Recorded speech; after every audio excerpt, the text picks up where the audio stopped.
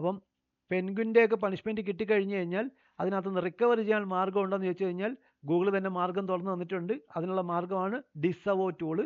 ഡിസവോ എന്നുള്ള വാക്കിൻ്റെ അർത്ഥം നെഗ്ലക്റ്റ് എന്നാണ്. 5 ചെയർ കുറച്ച് ഇങ്ങോട്ട് നീക്കി കേട്ടോ, റൈറ്റിലോട്ടോ ലെഫ്റ്റിലോട്ടോ ചെയർ നീക്കിയിടാൻ പറ്റുമോ എന്ന് നോക്കിയേ. കാരണം 5 ഒരു സൈഡിൽ നോക്കുമ്പോൾ ഇത് നമ്മളെ ഇതിൻ്റെ പേരെന്താ, ഷിനോ ഇങ്ങോട്ട് വരും. അപ്പം ഷിനോ ഇങ്ങോട്ട് വരുമ്പോൾ 5 ഇപ്പുറത്തുണ്ട്. ഞാൻ ഒരു കുറേ നേരം കൊണ്ട് നോക്കുക അവിടെ, ഇപ്പം ഇങ്ങനെയാണ് ഇരിക്കുന്നത്.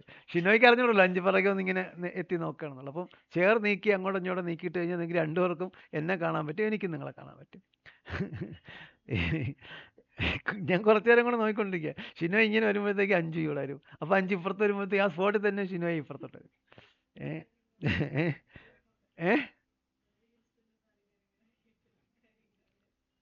മറ്റേ പാട്ട്, മറ്റേ റീൽസ് അല്ലേ, കരിങ്കാളിയല്ലേ, അതല്ലേ? ഓക്കെ.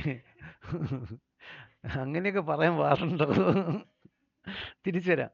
അപ്പം നമ്മൾ പറഞ്ഞു വന്നത് ഡിസവോ എന്നുള്ള ടൂൾ.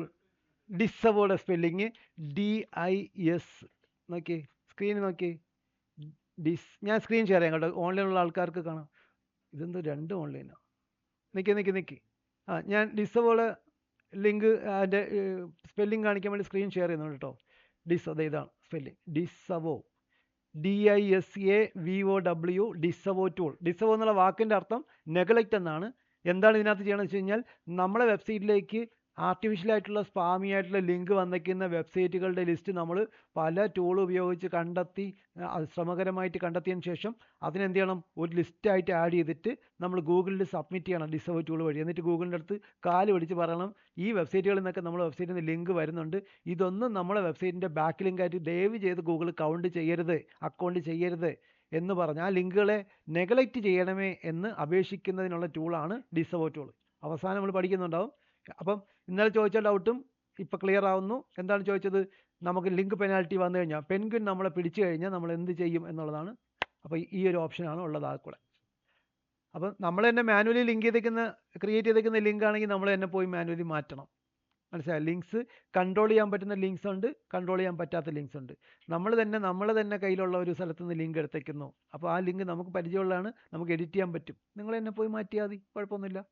അവിടെ ഡിസേർവ് ചെയ്യേണ്ട ആവശ്യമില്ല. ഓക്കെ, തിരിച്ചു വന്നല്ലോ. ഇനി ഗൂഗിൾ തന്നെ ഡിസേർവ് ടൂളിനകത്ത് പറയുന്നുണ്ട്, നിങ്ങളുടെ വെബ്സൈറ്റിലേക്ക് പോയിന്റ് ചെയ്യുന്ന ലിങ്ക്സ് നിങ്ങൾ ആദ്യം കണ്ടെത്തിയിട്ട് അത് വേണ്ടെന്ന് നിങ്ങൾ വിചാരിച്ചു കഴിഞ്ഞാൽ ആദ്യം ആ സൈറ്റ് ഓണേഴ്സിനോ ആർക്കെങ്കിലും മെസ്സേജ് ഇടണം. ഇപ്പോൾ എൻ്റെ വെബ്സൈറ്റിലേക്ക് ഒരു ലിങ്ക് അജയ് രാജ് തന്നേക്കുന്നു. എന്നെ അജയ് രാജ് പറയുന്നത് അറിയോ, ഇവിടുത്തെ ഒരു ഡിജിറ്റൽ മാർക്കറ്റർ എന്നല്ല, വേറെ രീതിയിലാണ് എന്നെ ലിങ്ക് ചെയ്യുന്നത്. ഓക്കെ, ഇവിടെ കൊച്ചിയിലുള്ള ഒരു ഡാൻസറാണ് ബ്രഹ്മദാസ് എന്ന് പറഞ്ഞാണ് എനിക്ക് അങ്ങനെ റെക്കമെൻഡേഷൻ വേണ്ട. അപ്പോൾ ആ ലിങ്ക് എനിക്ക് വേണ്ടാന്ന് വെക്കാനാണെങ്കിൽ എനിക്ക് ആദ്യം ഞാൻ അജയ് രാജിനെ വിളിച്ചിട്ട്, അജയ് രാജ് ദയവ് ചെയ്ത് ഒന്നുകിൽ നിങ്ങൾ ലിങ്ക് എടുത്തുകളാം, അല്ലെങ്കിൽ എനിക്ക് ഡാൻസറിൻ്റെ വേറൊരു സൈറ്റ് ഉണ്ട് അതിലേക്ക് ലിങ്ക് ആഡ് ചെയ്യും, അല്ലെങ്കിൽ ഞാൻ ഡിജിറ്റൽ മാർക്കറ്ററാണെന്ന് നിങ്ങൾ മെൻഷൻ ചെയ്യും, അങ്ങനെ പറയുമെന്ന് വെച്ചു, അല്ലെങ്കിൽ ലിങ്ക് അങ്ങ് എടുത്തുകളാം എന്ന് പറയും. അപ്പോൾ അങ്ങനെ പറഞ്ഞിട്ടും അജയ് രാജ് ഇല്ല സാറേ ഞാൻ മാറ്റൂല, അങ്ങനെ തന്നെ കടന്നോട്ടെ എന്ന് വെക്കണമെങ്കിൽ എനിക്ക് എന്ത് ചെയ്യാം, ഞാൻ ഗൂഗിളിൻ്റെ അടുത്ത് പറയാണ്, ഈ ajayRaj.com എന്നൊരു വെബ്സൈറ്റ് എൻ്റെ വെബ്സൈറ്റിലേക്ക് ഒരു ലിങ്ക് വരുന്നുണ്ട്, ആ ലിങ്ക് അല്ലെങ്കിൽ അജയ് രാജിൻ്റെ വെബ്സൈറ്റിൽ നിന്ന് വരുന്ന ലിങ്ക് എൻ്റെ ബാക്ക് ലിങ്കായിട്ട് ഗൂഗിൾ അക്കൗണ്ട് ചെയ്യേണ്ട, ദയവ് ചെയ്ത് അതിൻ്റെ ബാക്ക് ലിങ്കായിട്ട് ഗൂഗിൾ കൗണ്ട് ചെയ്യല്ലേ എന്ന് റിക്വസ്റ്റ് ചെയ്ത് ആ ലിങ്ക് നെഗ്ലക്റ്റ് ചെയ്യാൻ, ഡിസവോ ചെയ്യാൻ പറയുന്നൊരു അപേക്ഷയാണ്. ഓക്കെ, നമുക്ക് തിരിച്ചു വരാം. നമുക്ക് ഇന്നത്തെ പാഠ്യ വിഷയത്തിലേക്ക് കടക്കാം. 4 മണിക്കൂർ പോയി, കുഴപ്പമില്ല, നമ്മൾ നല്ല കാര്യമാണ് പറഞ്ഞു കേട്ടോ. നിങ്ങൾക്ക് വലുതായിട്ട് അടുത്തൊന്നും കിട്ടാത്ത വാല്യുബിൾ ആയിട്ടുള്ള ഏരിയയാണ് നമ്മളിപ്പോൾ ഡിസ്കസ് ചെയ്തത്. ഇപ്പോൾ ചില ഒരു കമ്പനിയിലൊക്കെ പോയി എവിടെയെങ്കിലുമൊക്കെ പോയി 2-3 മാസം വർക്ക് ചെയ്യുന്ന ഒരു SEO നിങ്ങൾ തേടി പിടിച്ചിട്ട് ഡിസവോ ചെയ്യാൻ അറിയാമോ എന്ന് ചോദിച്ചു കഴിഞ്ഞാൽ അവർ ചോദിക്കും അതും തിട്ടാ എന്ന് ചോദിക്കും. കാരണം 2-3 വർഷം വർക്ക് ചെയ്തുകൊണ്ടിരിക്കുന്ന ആൾക്കാർക്ക് പോലും ഇതിനെക്കുറിച്ച് ചിലപ്പോൾ ധാരണ ഉണ്ടാവണമെന്നില്ല, എവിടെയോ കേട്ടിട്ടുണ്ടെന്നൊക്കെ ചിലപ്പോൾ പറയും. അത്രയും പ്രത്യേകത ഉള്ള ടൂളാണ് നമ്മളിപ്പോൾ ഡിസ്കസ് ചെയ്തത്. തിരിച്ചു വരാം. ഓക്കെ, നമ്മൾ ഇന്ന് പഠിക്കാൻ പോണത് പീജിയൻ എന്ന് പറയുന്ന ആൽഗോരിതം അപ്ഡേറ്റ് ആണ്. പീജിയൻ ആൽഗോരിതം അപ്ഡേറ്റ് ആണ് നമ്മൾ ഇന്ന് പഠിക്കാൻ പോണത്. പീജിയൻ എന്ന് പറഞ്ഞ ആൽഗോരിതം അപ്ഡേറ്റ് എന്താണെന്ന് ആദ്യം എക്സ്പ്ലെയിൻ ചെയ്യാം.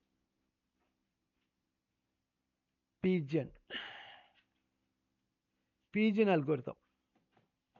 ഓക്കെ, ഇന്റർവ്യൂവിന് ചോദിക്കാൻ പറ്റിയ ക്വസ്റ്റ്യൻ ആണ്. പാണ്ഡയും പെൻഗ്വിനും കഴിഞ്ഞ് കഴിഞ്ഞാൽ ഏറ്റവും കൂടുതൽ ചോദിക്കാൻ സാധ്യതയുള്ള ക്വസ്റ്റ്യൻ ആണ് പീജിയൻ.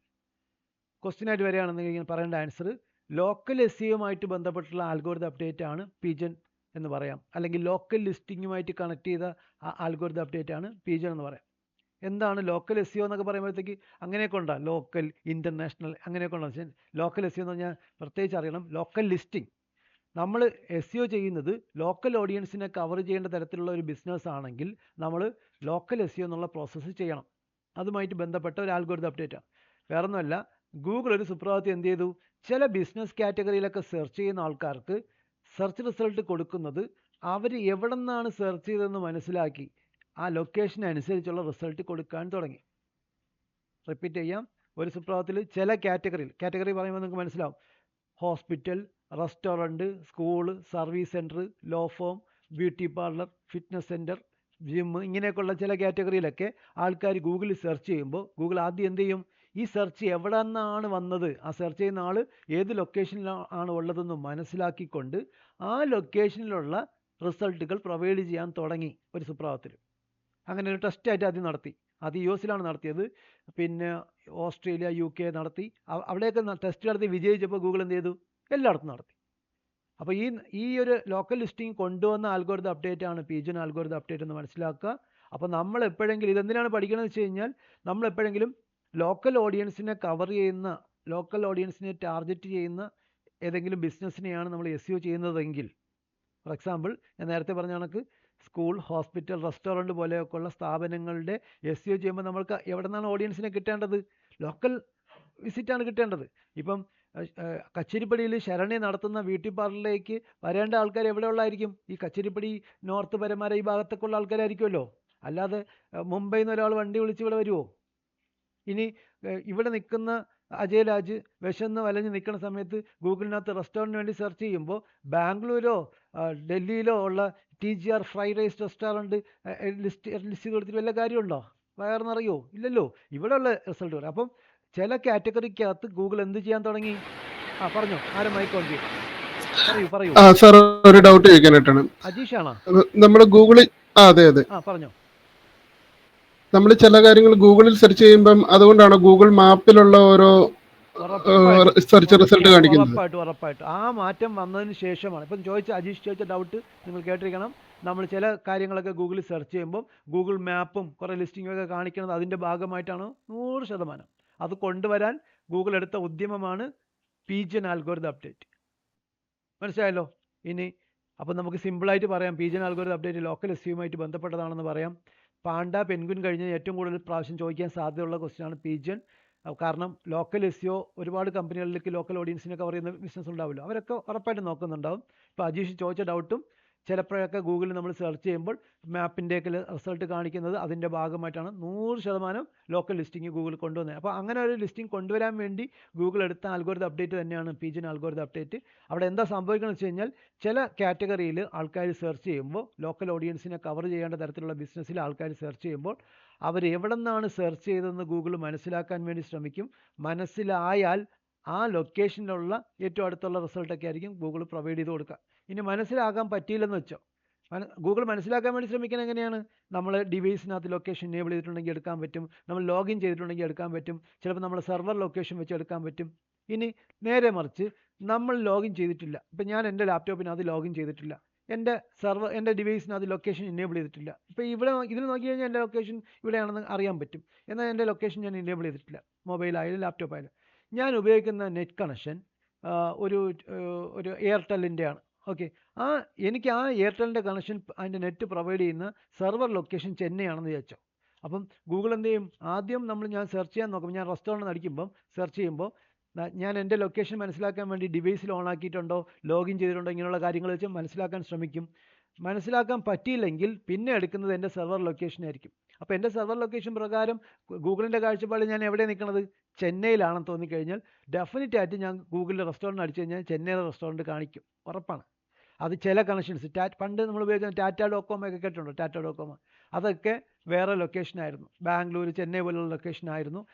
എന്തിന്, ഇടക്കാലം വരെയും എയർടെല്ലിൻ്റെ നമ്മൾ നെറ്റ് കണക്ഷനാണ് ഉപയോഗിക്കണമെങ്കിൽ, നമ്മൾ ലോഗിൻ ചെയ്തിട്ടില്ലെങ്കിൽ, ഡിവൈസിൽ ലൊക്കേഷൻ ഇനേബിൾ ചെയ്തിട്ട് ഓൺ ആക്കിയിട്ടില്ല എന്നുണ്ടെങ്കിൽ ഡെഫിനറ്റ് ആയിട്ടും നമുക്ക് ചെന്നൈ ലൊക്കേഷനാണ് കാണിക്കുക.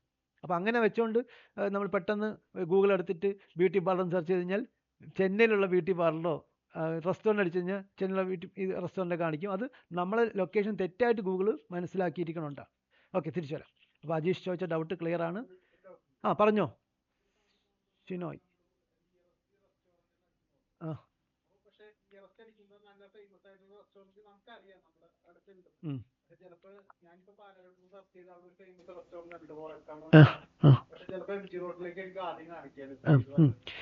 രണ്ടൊന്ന് കാര്യങ്ങളുണ്ട്. നിങ്ങളെ എക്സാക്റ്റ് ലൊക്കേഷൻ ഗൂഗിളിന് മനസ്സിലാക്കാൻ പറ്റില്ല ഒരു സംഗതി. രണ്ടാമത്തേത്, നിങ്ങളെ ഇൻട്രസ്റ്റിനനുസരിച്ചും ആ സമയത്തുള്ള ടൈമിംഗ് ഒക്കെ അനുസരിച്ചും ഇൻഡെക്സ് ചെയ്യുന്ന ഒരു ഫീച്ചർ പിന്നീട് ഗൂഗിൾ ആഡ് ചെയ്തു. അതിപ്പോൾ പഠിക്കേണ്ടതല്ല. നമ്മൾ ഈ ആൽഗോരിതം, ഈ 2-3 ആൽഗോരിതം കഴിഞ്ഞിട്ട് കുഞ്ഞ് ആൽഗോരിതംസ് പഠിക്കും. അതിനകത്ത് പോസം എന്ന് പറഞ്ഞ സാധനം പഠിക്കും. അതിനകത്തുള്ളതാണത്. ആ പോസം അപ്ഡേറ്റ് വന്നതിന് ശേഷമാണ് ആ സാധനം വരിക. അത് കുറച്ചുകൂടെ ക്ലെവറായിട്ടും അതിനെന്താ പറയുക, ഫിൽറ്റേർഡ് ലിസ്റ്റിംഗ് എന്നാണ് പറഞ്ഞത്. ലോക്കൽ ലിസ്റ്റിങ്ങുകൾ ഫിൽറ്റേർഡ് ആയിട്ട് കൊടുത്ത ആൽഗോരിതം അപ്ഡേറ്റ് ആണ് പോസം അപ്ഡേറ്റ്. നമ്മൾ പിന്നെ പഠിക്കും. അങ്ങനെ ഫിൽറ്റർ ചെയ്ത് വരുന്നതാണ്. നിങ്ങൾ നോക്കി അറിയാൻ പറ്റും. ഇപ്പം രാവിലെ 6:30 മണിയായപ്പോൾ ഷിനോ എന്ത് ചെയ്തു, ശരവണഭവൻ റെസ്റ്റോറൻറ്റിന് വേണ്ടി സെർച്ച് ചെയ്തു. അപ്പോൾ അവിടെ എഴുതി കാണിക്കും ഓപ്പണിംഗ് സൂൺ.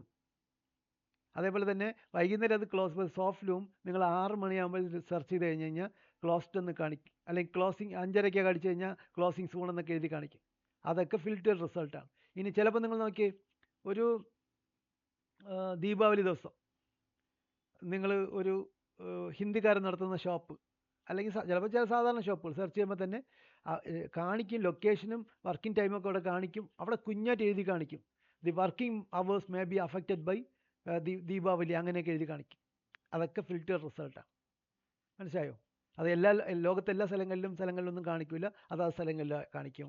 ഇനി കൊച്ചിയിൽ മാത്രമായിട്ട് അനുഷ്ഠിക്കുന്ന എന്തെങ്കിലും കാര്യമാണെങ്കിൽ അത് കൊച്ചി മാത്രമേ കാണിക്കുള്ളൂ. ഇതൊക്കെ ഈ പോസം ആൽഗോരിതം അപ്ഡേറ്റിൻ്റെ കാര്യമായിട്ട് പറഞ്ഞത്. അതിൻ്റെ ബേസിലാണ് നിങ്ങൾക്ക് വരുന്നത്. ചിലപ്പോൾ നിങ്ങളുടെ ഇൻട്രസ്റ്റ് അനുസരിച്ചും കാണിക്കും. രണ്ടാമത്തെ കേസ്, നിങ്ങൾ ഒരു വലിയ റോഡിൻ്റെ ഇപ്പുറ സൈഡിൽ നിൽക്കുക. നിങ്ങൾ കച്ചിരിപ്പള്ളി ജംഗ്ഷനിൽ നിൽക്കുകയാണ്. ഓക്കെ, കച്ചിരിപ്പള്ളി ജംഗ്ഷനിൽ ഇപ്പുറത്താണ് നിൽക്കുന്നത്. അത് കൃത്യമായിട്ട് ഗൂഗിളിന് അറിയാം. അവിടെ നിന്നുകൊണ്ട് നിങ്ങൾ എന്താണ് ചെയ്യണേ, ഹോസ്പിറ്റലിന് വേണ്ടി സെർച്ച് ചെയ്തു. ഓക്കെ, നിങ്ങളുടെ നേരെ ഓപ്പോസിറ്റ് നോക്കിയ കഴിഞ്ഞാൽ നിങ്ങൾക്ക് സുധീന്ദ്ര ഹോസ്പിറ്റൽ കാണാൻ പറ്റും. സുധീന്ദ്ര ഹോസ്പിറ്റൽ തൊട്ട് നേരെ നോക്കി കഴിഞ്ഞാൽ ഒരു 60-70 മീറ്റർ അപ്പുറത്ത് കാണാൻ പറ്റും. റോഡ് ക്രോസ് ചെയ്ത് 2 കാല് വെച്ച് കഴിഞ്ഞാൽ ഹോസ്പിറ്റലിലോട്ട് കയറാം. നേരെ തൊട്ട് ഓപ്പോസിറ്റ് ആയുർവേദ ഹോസ്പിറ്റൽ കാണാൻ പറ്റും. നിങ്ങൾ അവിടെ നിന്നുകൊണ്ട് റോഡിൻ്റെ ഇപ്പുറ സൈഡിൽ നിന്നുകൊണ്ട് സെർച്ച് ചെയ്യുമ്പോൾ ചിലപ്പോൾ നിങ്ങൾ വണ്ടിയിലാണ് എന്ന് ഗൂഗിളിന് തോന്നിയാൽ ഒരിക്കലും 60 മീറ്റർ അപ്പുറത്തുള്ള ഹോസ്പിറ്റൽ കാണിക്കില്ല. ചിലപ്പോൾ നിങ്ങൾക്ക് കാണിക്കുന്നത് മെഡിക്കൽ ട്രസ്റ്റ് ആയിരിക്കില്ല. മെഡിക്കൽ ട്രസ്റ്റ് എവിടെ, അങ്ങ് ദൂരമില്ലേ? അല്ല, നമുക്കിവിടെ അടുത്ത് കാണിക്കുന്നത് സ്പെഷ്യലിസ്റ്റ് ഹോസ്പിറ്റൽ കാണിക്കും, അല്ലെങ്കിൽ ESI ഹോസ്പിറ്റൽ കാണിക്കും. എന്നിട്ട് അവർ പറയും അത് ESI ഹോസ്പിറ്റലിൽ ഇത്ര ദൂരം 350 മീറ്റർ, അല്ലെങ്കിൽ 250 മീറ്റർ, അല്ലെങ്കിൽ സ്പെഷ്യലിസ്റ്റ് ഹോസ്പിറ്റലിൽ 250 മീറ്റർ, അങ്ങനെയൊക്കെ കാണിക്കും. അത് 250 മീറ്റർ പോയാൽ അവിടെ കാണിക്കും. സത്യം പറഞ്ഞാൽ നിങ്ങൾ 60 മീറ്ററേ ഉള്ളൂ സുധീന്ദ്ര ഹോസ്പിറ്റലെന്ന്. പക്ഷേ ഗൂഗിളിന് അറിയാം നിങ്ങൾക്ക് സുധീന്ദ്ര ഹോസ്പിറ്റലിൽ പോകണമെങ്കിൽ നിങ്ങൾ എന്ത് ചെയ്യണം, നോർത്ത് പോയി U-turn അടിച്ച് വന്നാലേ നിങ്ങൾക്ക് സുധീന്ദ്ര ഹോസ്പിറ്റലിൽ കയറാൻ പറ്റത്തുള്ളൂ. തൊട്ടടുത്താണെങ്കിൽ അവിടെ പോകണമെങ്കിൽ നിങ്ങൾക്ക് ഇത്ര സമയം എടുക്കും എന്നുള്ള രീതിയിലാണ് അത് കാണിക്കുക. അങ്ങനെ ഫിൽറ്റർ ആയിട്ടുള്ള രീതിയിൽ ഗൂഗിൾ കാണിക്കാറുണ്ട്. നിങ്ങളെ ഇൻട്രസ്റ്റ്, നിങ്ങൾ നിൽക്കുന്ന സ്ഥലം, നിങ്ങൾക്ക് കൺവീനിയൻറ്റ്, ഇങ്ങനെ സാധനങ്ങളൊക്കെ കൊടുക്കും. അങ്ങനെ ഒരുപാട് കാര്യങ്ങൾ അതിനകത്ത് വരുന്നുണ്ട്. നമുക്ക് പിന്നീട് പോസം പഠിക്കുമ്പോൾ അത് പഠിക്കാം. തിരിച്ചു വരാം. അപ്പോൾ നമ്മൾ ഇന്ന് പഠിക്കുന്നത് പീജൻ ആൽഗോരിതം അപ്ഡേറ്റ് ആണ്. പീജൻ ആൽഗോരിതം അപ്ഡേറ്റ് എന്തിനെ പറ്റിയെന്ന് വെച്ച് കഴിഞ്ഞാൽ ലോക്കൽ SEOയുമായിട്ട് ബന്ധപ്പെട്ടെന്നോ ലോക്കൽ ലിസ്റ്റിങ്ങുമായിട്ട് ബന്ധപ്പെട്ടതായിട്ടോ, അതായത് നമ്മൾ ഒരു വെബ്സൈറ്റിൻ്റെ ഒരു സെർച്ച് ഒരാൾ നടത്തുമ്പോൾ, ചില കാറ്റഗറിയിലൊക്കെ സെർച്ച് നടത്തുമ്പോൾ, എസ്പെഷ്യലി എന്താണ് ഹോട്ടൽ, റെസ്റ്റോറൻറ്റ്, ഇതുപോലെയുള്ള സംഗതിയൊക്കെ സെർച്ച് ചെയ്യുമ്പോൾ, ഹോസ്പിറ്റൽ, സ്കൂൾ, ജിം, ബ്യൂട്ടി പാർലറൊക്കെ സെർച്ച് ചെയ്യുമ്പോൾ ഗൂഗിൾ എന്ത് ചെയ്യും, നമ്മൾ എവിടെയാണ് നിൽക്കണമെന്ന് നോക്കി അതിനനുസരിച്ചുള്ള ആ ലൊക്കേഷനുള്ള ഇതായിരിക്കും നമുക്ക് ലിസ്റ്റ് ചെയ്ത് തരിക. അതാണ് അതിന് വേണ്ടി കൊണ്ടുവന്ന ആൽഗോരിതം അപ്ഡേറ്റ് ആണ് pigeon algorithm update. Local listing കൊണ്ടുവന്നു. ഇതാദ്യം പരീക്ഷിച്ചു, പിന്നെ വിജയിച്ചപ്പോഴത്തേക്ക് അവരെല്ലായിടത്തും നടപ്പിലാക്കി എന്ന് വേണം പറയാൻ. പക്ഷേ നമ്മൾ ഇത്രയും മാത്രം പഠിച്ചു പോയാൽ പോരാ. ലോക്കൽ SEOയുമായിട്ട് ബന്ധപ്പെട്ടുള്ള ചില പോയിന്റുകൾ നിങ്ങളിപ്പോൾ മനസ്സിലാക്കി വയ്ക്കുക. ഡീറ്റെയിൽ ആയിട്ട് നമ്മൾ പിന്നെ പഠിക്കുകയും മനസ്സിലാക്കുകയും ചെയ്യുന്നുണ്ടാവും. ഒന്ന്, ഒരു വെബ്സൈറ്റിനെ ലോക്കൽ SEO ചെയ്യുമ്പോൾ എന്തൊക്കെ ചെയ്യണം എന്നുള്ളതിൻ്റെ ചെറിയ പോയിന്റുകളൊന്ന് പഠിച്ചു വെച്ചോ. ഒന്ന്, നമ്മൾ ഗൂഗിൾ ബിസിനസ്സിനകത്ത് വെരിഫൈ ചെയ്യണം. നമ്മൾ ഏതിനാണോ പ്രൊമോട്ട് ചെയ്യുക. ഇപ്പോൾ ശരണ്യ ബ്യൂട്ടി പാർലർ എന്ന് പറയുന്ന ഒരു ബ്യൂട്ടി പാർലറിനെ ലോക്കലി പ്രൊമോട്ട് ചെയ്യാൻ വേണ്ടി ഒരു ലോക്കൽ SEO ചെയ്യുമ്പോൾ ആ ശരണ്യ ബ്യൂട്ടി പാർലർ എന്ന് പറയുന്ന ആ സ്ഥാപനത്തിൻ്റെ അഡ്രസ്സ്, പിൻ നമ്പരൊക്കെ നമ്മൾ എന്ത് ചെയ്യണം, ഗൂഗിൾ ബിസിനസ് പ്രൊഫൈൽ ക്രിയേറ്റ് ചെയ്ത് സബ്മിറ്റ് ചെയ്ത് ഗൂഗിളിൽ നിന്ന് കിട്ടുന്ന വെരിഫിക്കേഷൻ കോഡ് ഉപയോഗിച്ച് വെരിഫൈ ചെയ്യണം. ഒന്നാമത്തെ കടമ്പ. അപ്പോൾ കടമ്പ എന്നെങ്ങനെ പറയും, ഗൂഗിൾ ബിസിനസ്സിനകത്ത് വെരിഫൈ ചെയ്യണം. നമ്മളെ ബിസിനസ്സിനെ ഗൂഗിൾ ബിസിനസ്സിനകത്ത് സബ്മിറ്റ് ചെയ്ത് വെരിഫൈ ചെയ്യണം. എങ്ങനെയാണ് വെരിഫൈ ചെയ്യണമെന്നൊക്കെ നമ്മൾ പിന്നെ പഠിക്കുന്നുണ്ട് കേട്ടോ, ജസ്റ്റ് ഒന്ന് പറഞ്ഞു പോകുന്നത്.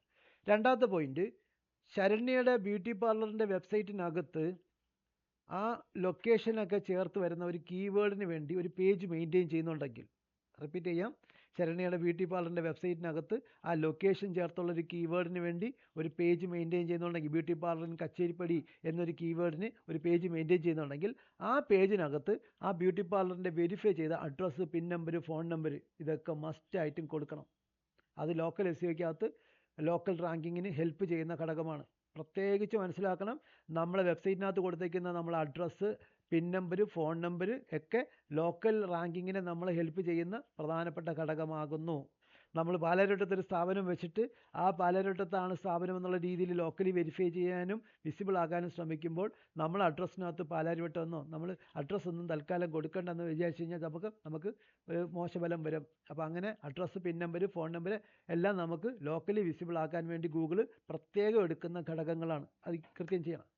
മൂന്നാമത്തെ സംഗതി നോക്കിയേ, നമ്മൾ ലൊക്കേഷൻ ചേർത്തുള്ള കീവേഡ് ഗൂഗിളിൽ സെർച്ച് ചെയ്തു.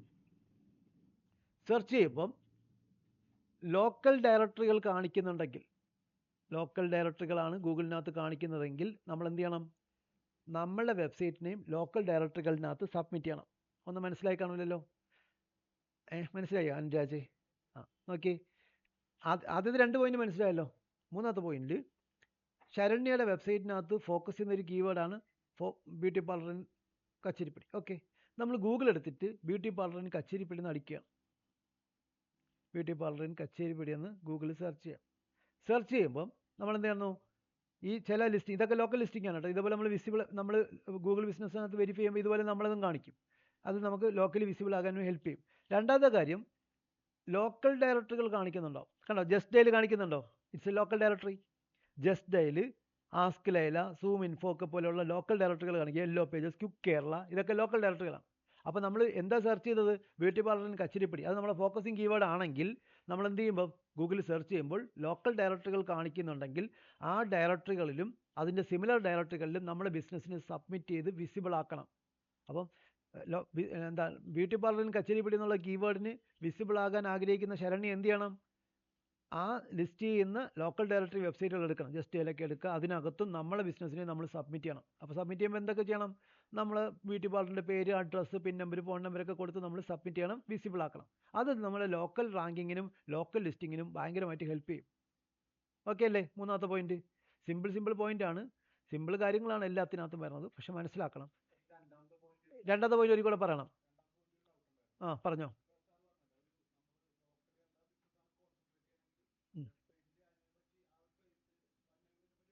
ഒരു കീവേഡിന് ഒരു പേജ് മെയിൻറ്റെയിൻ ചെയ്യുന്നുണ്ടെങ്കിൽ ആ പേജിനകത്ത് നമ്മൾ അഡ്രസ്സും, പിൻ നമ്പരും, ഫോൺ നമ്പരും ഒക്കെ മസ്റ്റ് ആയിട്ടും കൊടുക്കണം. ഉദാഹരണത്തിന് ശരണ്യയ്ക്ക് 2 ബ്യൂട്ടി പാർലറുണ്ട്. ഒരു വെബ്സൈറ്റേ ഉള്ളൂ. ആ വെബ്സൈറ്റിനകത്ത് ഒരു പേജ് കടവന്ത്രയുള്ള ബ്യൂട്ടി പാർലറിനെ പറ്റിയും ഒരെണ്ണം കച്ചേരിപ്പടിയുള്ള ബ്യൂട്ടി പാർലറിനെ പറ്റിയാണ് മെൻഷൻ ചെയ്യണേ.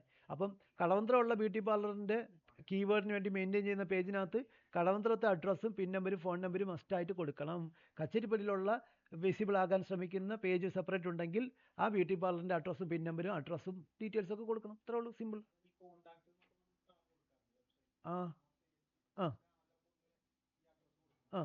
കോൺടാക്ട് പേജിനകത്ത് അങ്ങനെ കൊടുത്തോ. കോൺടാക്ട് പേജ് കോമൺ ആയിട്ട് കിടന്നോട്ടെ. അപ്പോൾ ഉദാഹരണത്തിന് 2 ബ്രാഞ്ച് ഉണ്ടെന്ന് അവിടെ നിന്ന് മനസ്സിലാവുമല്ലോ. അല്ലാതെ ഒരു കീവേഡിന് നമ്മളൊരു പേജ് മെയിൻറ്റെയിൻ ചെയ്ത് വെച്ചോ. ഉദാഹരണത്തിന് ഇദ്ദേഹത്തിന് 2 ബ്യൂട്ടി പാർലറുണ്ട്. ആ ഒരു വെബ്സൈറ്റേ ഉള്ളൂ, 2 ബ്യൂട്ടി പാർലറുണ്ട്. അപ്പം ശരണ്യയുടെ ആഗ്രഹം എന്താ? ആരെങ്കിലും ബ്യൂട്ടി പാർലറിന് കച്ചേരിപ്പടി നടിക്കുമ്പോൾ എൻ്റെ കച്ചേരിപ്പടിയുള്ള പേജ് ലിസ്റ്റ് ചെയ്യണം, വിസിബിൾ ആകണം. കടവന്ത്രയുള്ള എൻ്റെ ബ്യൂട്ടി പാർലർ, കടവന്ത്രയുള്ള ബ്യൂട്ടി പാർലറിൽ അവിടെയുള്ള ആൾക്കാർ സെർച്ച് ചെയ്യുമ്പോഴോ കടവന്ത്ര ബ്യൂട്ടി പാർലറിന് കടവന്ത്ര എന്ന് അടിച്ചു കഴിഞ്ഞാലോ ആ പേജ് ലിസ്റ്റ് ചെയ്യണം. അപ്പോൾ 2 പേജിനും വിസിബിൾ ആകാൻ അത് ഹെൽപ്പ് ചെയ്യും. അവിടെ 2നും സെപ്പറേറ്റിന് അഡ്രസ്സും, പിൻ നമ്പരും, ഫോൺ നമ്പരും കൊടുത്താൽ മതി. പേജ് ഉണ്ടാകണമല്ലോ ഡെഫിനറ്റ് ആയിട്ടും. എനിക്ക് രണ്ട് സ്ഥലത്തേക്ക് വേണ്ടിയുള്ള ലിസ്റ്റ് ചെയ്യേണ്ട പേജുകൾ വേണ്ടേ? ക്ലിയർ ആയോ? ഓക്കെ, തിരിച്ചു വരാം. ഇനി അത് 2 രണ്ടായിട്ട് വെരിഫൈ ചെയ്യുന്നുണ്ടാവും കേട്ടോ. ഗൂഗിൾ ബിസിനസ്സിനകത്ത് ഒരു ബ്രാഞ്ചായിട്ട് അത് വെരിഫൈ ചെയ്യുന്നുണ്ടാവും. നിങ്ങൾക്ക് 2 ഓഫീസുണ്ടോ? തിരിച്ചു വരാം. ഇവർ വലിയ ബിസിനസ് സംരംഭമാണോ? ബിസിനസ് എന്താണ്? ബിസിനസ് മാഗ്നറ്റ് ആണോ? ഇല്ലേ. തിരിച്ചു വരാം. നമ്മൾ ലാസ്റ്റ് പറഞ്ഞ പോയിന്റ് ആതാ പറഞ്ഞേ? ലോക്കൽ ഡയറക്ടറികൾ സബ്മിറ്റ് ചെയ്യണം. അത് ക്ലിയർ ആയല്ലോ എല്ലാവർക്കും? ഓക്കെ അല്ലേ? സിമ്പിൾ കേസ് അല്ലേ? ഓക്കെ.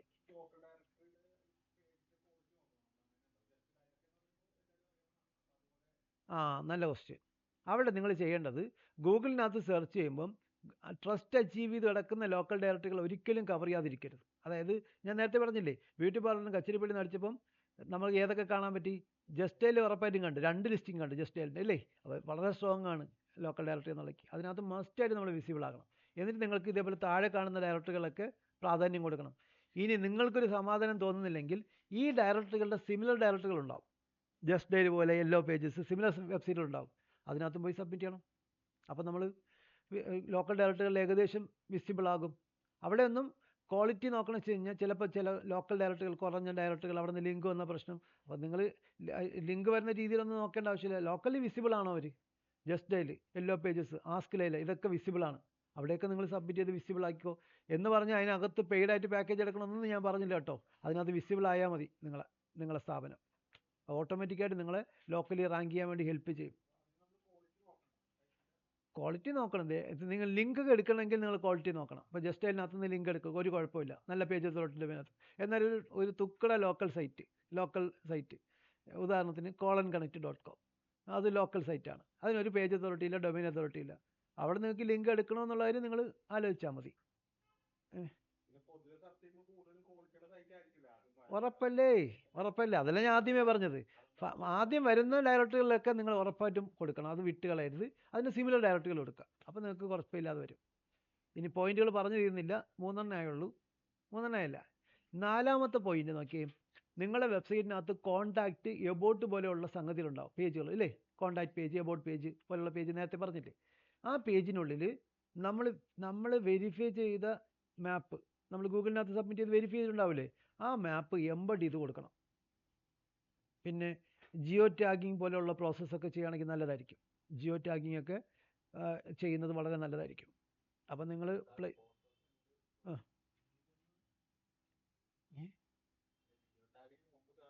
ഒരു കാര്യം പറഞ്ഞേ, ഫോട്ടോ അല്ല പറഞ്ഞ മാപ്പ്. ശ്രദ്ധിച്ച് കേട്ടോ. എംബഡ് ചെയ്ത് കൊടു, ആ വാക്കാണോ? കുഴപ്പമില്ല. നോക്കിയേ, ഒന്നുമില്ല. ഇപ്പം നിങ്ങൾ ലോക്കലി വിസിബിൾ ആകാൻ ശ്രമിക്കുന്ന ഒരു സ്ഥാപനമാണ്.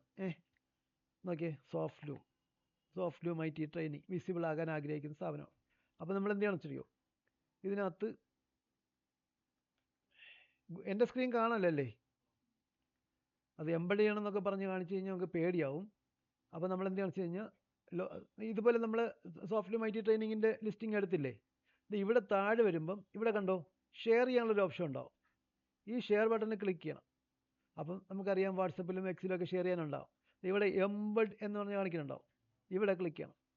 എന്നിട്ട് ഈ കോഡിനെ കോപ്പി ചെയ്തെടുക്കണം. കണ്ടോ, ഈ കോഡിനെ കോപ്പി ചെയ്തെടുക്കണം. ഈ കോഡിനെ നമ്മൾ എന്ത് ചെയ്യണം? നമ്മുടെ വെബ്സൈറ്റിനകത്ത് എംബഡ് ചെയ്ത് കൊടുക്കണം. ഉദാഹരണത്തിന് സോഫ്റ്റ് ലൂ മൈറ്റി ട്രെയിനിങ്ങിനകത്ത് കോൺടാക്ട് പേജിനൊക്കെ എംബഡ് ഉണ്ടാവും. ഇതുപോലെ എംബഡ് ചെയ്ത് കൊടുക്കണം. ആണല്ലോ? ഇതെങ്ങനെയാണ് കൊടുക്കണമെന്ന് ഇപ്പോൾ മനസ്സിലായില്ലേ? കണ്ടോ? അപ്പോൾ അത് കഴിച്ചു കഴിഞ്ഞാൽ പേടിക്കാൻ ഉണ്ടാവില്ല. അപ്പോൾ പോയിന്റ് ഒരു കൂടെ പറയാം, എങ്ങനെ കൊടുക്കണമെന്നാ. ഇത് കൊടുക്കണത് ഈ പേജ്, നമ്മൾ ഈ കോൺടാക്റ്റ് എന്നുള്ള പേജില്ലേ, ഇത് എഡിറ്റ് കൊടുക്കണം. എഡിറ്റ് പേജ്, ലോഗിൻ ആണെന്നുണ്ടെങ്കിൽ എഡിറ്റ് ചെയ്യാൻ പറ്റും. അപ്പോൾ ലോഗിൻ ചെയ്തേക്കുന്ന പേജിനകത്ത് പോയി നമ്മൾ എന്ത് ചെയ്യണം? ഇവിടെ ഇതിനകത്ത് എവിടെയെങ്കിലും ഈ സാധനം എംബഡ് ചെയ്തേക്കുന്ന കോഡ് പ്ലേസ് ചെയ്തേക്കുന്ന സ്ഥലമുണ്ട്. ഇവിടെ എവിടെയെങ്കിലും ഏതായിരിക്കും കോഡ് ബ്ലോക്ക് കിടക്കണുണ്ടോ? ഇതിനകത്ത് ആ കോഡ് ആഡ് ചെയ്ത് കൊടുത്താൽ നോക്കിയേ, ഈ കാര്യം വിടാം. നിങ്ങൾക്കൊക്കെ ബ്ലോഗ് സ്പോട്ട് ബ്ലോഗില്ലേ? നിങ്ങളുടെ ബ്ലോഗിനകത്ത് എങ്ങനെയാണ് എംബഡ് ചെയ്യണത്? നിങ്ങൾക്ക് പ്ലേസ് മാർക്ക് ചെയ്ത സ്ഥാപനം ഉണ്ടെങ്കിൽ എംബഡ് ചെയ്യാനായിട്ട് ആ കോഡ് കോപ്പി ചെയ്തിട്ട് ഇപ്പം നിങ്ങളുടെ ബ്ലോഗിനകത്താണ് വന്ന് വെച്ചത്, colonConnect തന്നെ വന്ന്. ഓക്കെ, ഈ ബ്ലോഗിനകത്ത് വന്നെന്ന് വെച്ചാൽ നിങ്ങൾക്കൊരു പോസ്റ്റായിട്ട് ആഡ് ചെയ്യണം. ഇവിടെയാണ് പറഞ്ഞെങ്കിൽ ഇതിനെ കമ്പോസ് HTML എടുത്തിട്ട് നിങ്ങൾ കോപ്പി ചെയ്ത HTML-നെ ഇതിനകത്ത് പേസ്റ്റ് ചെയ്യണം. എന്നിട്ട് കമ്പോസ് കൊടുക്കണം. അപ്പോൾ നിങ്ങൾക്ക് ഇത് വന്നിട്ടുണ്ടാവും. ഇതാണ് എംബഡ് കോഡ്. ഇത് ലൈവ്, ഇത് നമ്മൾ പബ്ലിഷ് കൊടുത്തു കഴിഞ്ഞാൽ നമുക്ക് എന്ത് കാണാൻ പറ്റും? കൺഫേം കൊടുത്ത്. ഇത് വേറെ ഒരു ബ്ലോഗ് എടുത്തിട്ട് ഞാൻ കാണിച്ചാണ് കേട്ടോ. എന്താവുമെന്ന് നമുക്ക് നോക്കാം. കണ്ടോ, ഇത്രേ ഉള്ളൂ.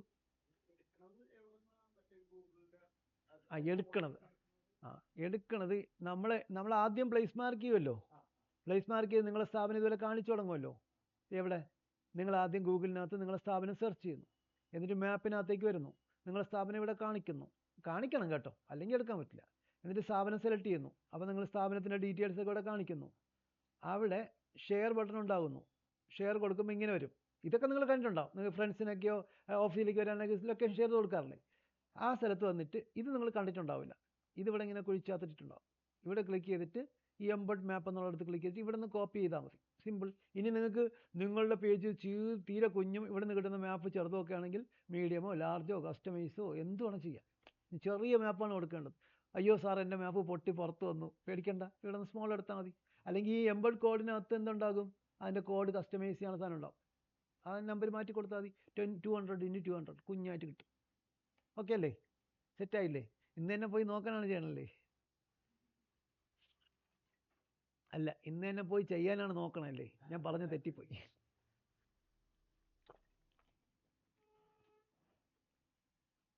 ഓക്കെ, നമുക്ക് തിരിച്ചു വരാം. എടേ, ഓൺലൈനിലുള്ള ആൾക്കാർക്കൊക്കെ മനസ്സിലായടേ? ഫാത്തിമ, ഓക്കെ. ബാക്കി ഈ ആൻസിയൊക്കെ ഉണ്ടോ അവിടെ? ഓക്കെ, മിഷാൽ. ഓക്കെ, തിരിച്ചു വരാം. അപ്പോൾ നമ്മൾ പഠിച്ചുകൊണ്ടിരിക്കുന്നത് എന്താണ്?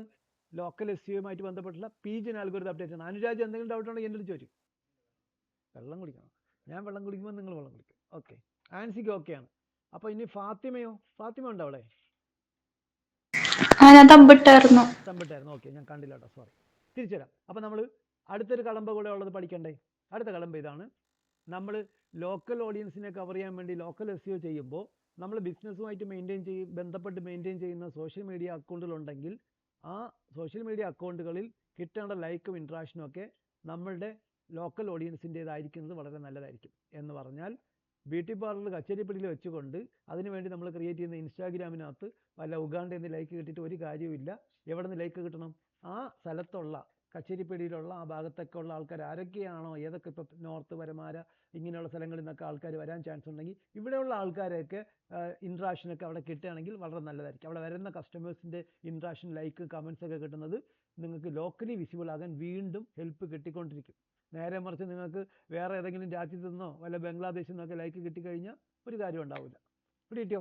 അപ്പം മെയിനായിട്ട് ഈ 5 കടമ്പയാണ് ബേസിക്കായിട്ട് നിങ്ങൾ പഠിക്കേണ്ടത്. ഇത് നമുക്ക് ലോക്കൽ SEO ചെയ്യുന്ന സമയത്ത് ഇതിനെക്കുറിച്ച് കുറച്ചുകൂടെ ഡീറ്റെയിലായിട്ട് പറഞ്ഞുതരാം. പ്ലേസ് മാർക്ക് ചെയ്യണതൊക്കെ കാണിച്ചൊക്കെ തന്നെ നിങ്ങൾക്ക് ചെയ്തൊക്കെ നോക്കാം, പ്രശ്നമൊന്നുമില്ല.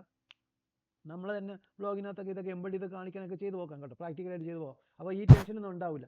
നമുക്ക് എപ്പോഴെങ്കിലും ഇത് ചെയ്യാൻ വേണ്ടി വന്നു കഴിഞ്ഞാൽ പറ്റൂലോ, അതൊന്നും അയ്യോ അന്ന് ഇത് ഓർമ്മയിരിക്കുമെന്നൊന്നും പേടിക്കാനില്ല. നിങ്ങൾ ബ്ലോഗിനകത്തൊക്കെ ഇത് ചെയ്ത് തന്നെ പോകും കേട്ടോ, കുഴപ്പമില്ല. അതിനൊക്കെ വേണ്ടിയിട്ടാണ് നമ്മൾ ബ്ലോഗ് സ്പോട്ട് ബ്ലോഗ് എന്നുള്ള പ്ലാറ്റ്ഫോം ഉണ്ടാക്കി അതിനകത്ത് ഒരു കോൺടാക്ട് പേജ് ക്രിയേറ്റ് ചെയ്ത് അതിനകത്ത് എംബഡ് കോഡ് ആഡ് ചെയ്യണം, പഠിപ്പിച്ച് തന്നാൽ മതിയല്ലോ. നിങ്ങൾ 1-2 പ്രാവശ്യം ചെയ്ത് നോക്കിയോ, പ്രശ്നമില്ല. ഇപ്പോൾ ഇത് സിമ്പിളല്ലേ? പക്ഷേ അത് ചെയ്യാൻ പറ്റുമോ? അങ്ങനെ ചെയ്യാൻ പറ്റുമോ എന്ന് നമുക്ക് ചിലപ്പോൾ ഒറ്റ പ്രാവശ്യം കാണുമ്പോൾ നമുക്ക് തോന്നിയപ്പോൾ ഇത് സിമ്പിളാണെന്ന് തോന്നും. പക്ഷേ 2 ദിവസം കഴിഞ്ഞ് ചെയ്യാൻ പറഞ്ഞാലോ, ഈ സാധനം എവിടെ നിന്ന് എടുത്തേ, എന്തിന് എനിക്ക് തന്നെ സംശയം തോന്നാറുണ്ടായിരുന്നു പണ്ട്. അപ്പം എന്ത് ചെയ്യണം? നമ്മൾ ചെയ്ത് നോക്കുന്നു. നമ്മൾ ബ്ലോഗിനകത്തൊക്കെ ചെയ്ത് റെഡിയാക്കിയൊക്കെ സെറ്റായി കഴിഞ്ഞ സാധനം സിമ്പിളായി. ഓക്കെ അല്ലേ?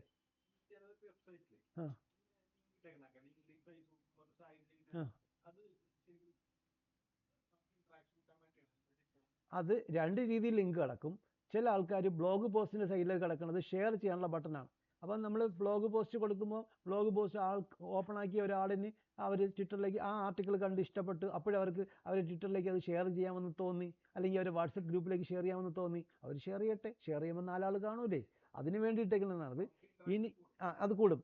ഇനി ചില പേജുകളിൽ വെബ്സൈറ്റിലൊക്കെ നമ്മൾ സോഷ്യൽ മീഡിയ ഐക്കൺസ് കാണിച്ചിട്ടുണ്ടാവും, അത് നമ്മളൊരു കണക്ട് ചെയ്യാനുള്ളതാണ്. ഉദാഹരണത്തിന് ഇവിടെ സോഫ്റ്റ് ലൂമിൻ്റെ പേജ് നമ്മൾ ഓപ്പൺ ആക്കി, വെബ്സൈറ്റ് ഓപ്പൺ ആക്കി കളഞ്ഞു എങ്കിൽ ഓക്കെ, സോഫ്റ്റ് ലൂമിൻ്റെ വെബ്സൈറ്റ് ഓപ്പൺ ആക്കി.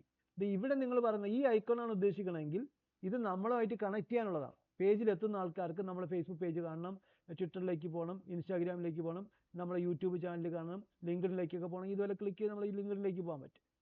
അതിങ്ങനെ കണക്ട് ചെയ്യുന്നത് നമ്മൾ ലിങ്ക്ഡിനുമായിട്ട് കണക്ട് ചെയ്ത ആൾക്കാർക്ക് എന്തെങ്കിലും ഇൻട്രാക്ഷനൊക്കെ നടത്തണം, അവിടെ ഇരുന്ന പോസ്റ്റുകൾ കാണണം, അവിടെ പുതുതായിട്ട് ജോയിൻ ചെയ്തോ അല്ലെങ്കിൽ പ്ലേസ്മെൻറ്റ് നടത്തിയ ആർക്കാണെന്നൊക്കെ കാണണം, അതിൻ്റെ ഇൻട്രാക്ഷൻസ് കാണണം, ഇങ്ങനെ അവരെ ഫീഡ് കാണാൻ പറ്റും. ഇനി അതുപോലെ നമ്മൾ യൂട്യൂബ് ചാനൽ കാണണം, അവിടെ ക്ലിക്ക് ചെയ്ത് യൂട്യൂബ് ചാനൽ കാണാൻ പറ്റും. ഇനി ട്വിറ്റർ അക്കൗണ്ട് കാണണമെങ്കിൽ, ഇൻസ്റ്റാഗ്രാം അക്കൗണ്ട് കാണണമെങ്കിൽ ഇവിടെ ക്ലിക്ക് ചെയ്താൽ ഇൻസ്റ്റാഗ്രാം അക്കൗണ്ട് കാണാൻ പറ്റും. അതിനകത്ത് നമുക്ക് ഇട്ടേക്കുന്ന സോഫ്റ്റ്വെയറുമായിട്ട് ട്രെയിനിങ്ങുമായിട്ട് ബന്ധപ്പെട്ട് ഇട്ടേക്കുന്ന പോസ്റ്റുകളും വീഡിയോസ് റീൽസും ഒക്കെ നമുക്ക് കാണാൻ പറ്റും, പ്ലേസ്മെൻറ്റുകൾ. അപ്പോൾ അതിന് വേണ്ടിയിട്ടാണ് ആ ഐക്കൺസ്. എന്നാൽ ഒരു ബ്ലോഗ് പോസ്റ്റിൻ്റെ താഴെയൊക്കെ ഇങ്ങനെ ഫ്ലോട്ടിംഗ് ആയിട്ടൊക്കെ വരുന്നത് ഷെയർ ബട്ടൺ ആയിരിക്കും മിക്കവാറും. അത് വേറെ ഒന്നുമല്ല, വരുന്ന ആൾക്കാർക്ക് ആ പോസ്റ്റ് ഇഷ്ടപ്പെട്ട് കഴിഞ്ഞാൽ അവർക്ക് ഷെയർ ചെയ്യാം. ഇനി നമുക്ക് ഷെയർ ചെയ്യാം, നല്ലതല്ലേ? ഇനി ഒരു ഡൗട്ട്, ഇതുമായിട്ട് ബന്ധപ്പെട്ട ഡൗട്ടാണ് കേട്ടോ, ഇപ്പോൾ ചോദിച്ച ക്വസ്റ്റ്യനുമായിട്ട് കണക്ട് ചെയ്ത് വരാനുള്ള ഡൗട്ടാണ്. ചില ആൾക്കാർ ചോദിക്കും, സാറേ നമ്മളൊരു ബ്ലോഗ് പോസ്റ്റ് പബ്ലിഷ് ചെയ്തു, നമ്മൾ തന്നെ ട്വിറ്ററിൽ ഷെയർ ചെയ്യുന്നത് നാണക്കേടല്ലേ സാറേ, പങ്കമല്ലേ എന്ന് ചോദിച്ചു കഴിഞ്ഞാൽ അവിടെ മനസ്സിലാക്കണം, ഒരുപാട് ആൾക്കാർക്ക് ഉള്ളിൻ്റെ ഉള്ളിലുള്ള ഒരു ഡൗട്ടാണിത്. നമ്മൾ തന്നെ ഒരു FB പോസ്റ്റ് ഇട്ടു, നമ്മൾ തന്നെ ലൈക്ക് ചെയ്താൽ കുഴപ്പമുണ്ടോ, നമ്മൾ തന്നെ ഷെയർ ചെയ്താൽ കുഴപ്പമുണ്ടോ? അപ്പോൾ ചില ആൾക്കാർ പറയും, നീ എന്നെ പോസ്റ്റ് ചെയ്ത് നീ എന്നെ ലൈക്ക് ചെയ്യില്ലേ, കൊള്ളാം എന്നൊക്കെ പറയും. പക്ഷേ എത്തിക്കൽ ബ്രൈബിങ് എന്നുള്ള സാധനം സോഷ്യൽ മീഡിയയിൽ അനുവദനീയമാണ്.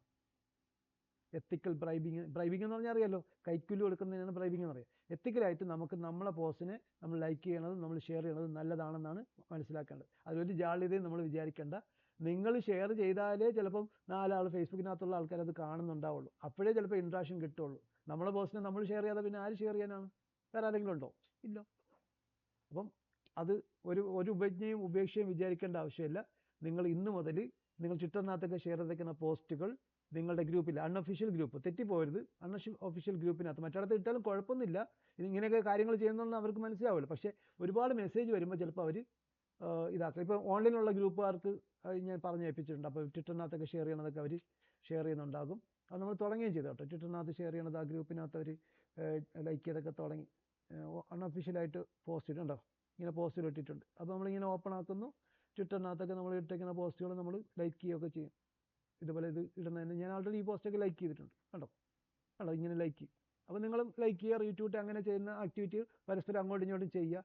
അതുപോലെ തന്നെ നിങ്ങൾ ബ്ലോഗ് പോസ്റ്റ് ഇവിടെ നിന്ന് ഓപ്പൺ ആക്കിയിട്ട് അതിനെയും താഴെ വന്നിട്ട് ബ്ലോഗ് പോസ്റ്റിനകത്തൊക്കെ എന്തെങ്കിലും ലൈക്കോ കമൻസോ ഒക്കെ ചെയ്യാനുണ്ടെങ്കിൽ ഒക്കെ ചെയ്യുക. ചില ആൾക്കാർക്ക് പരിമിതി ഉണ്ടാകും, അല്ലാത്ത ആൾക്കാർക്ക് ഇതിനെ ഇവിടെ എന്തെങ്കിലും കമൻസ് ഒക്കെ ആഡ് ചെയ്യും. ഇവിടെ കമൻറ്റ് ആഡ് ചെയ്യാനുള്ള ഓപ്ഷൻ ഉണ്ടോ, കമൻറ്റ് ആഡ് ചെയ്യാം.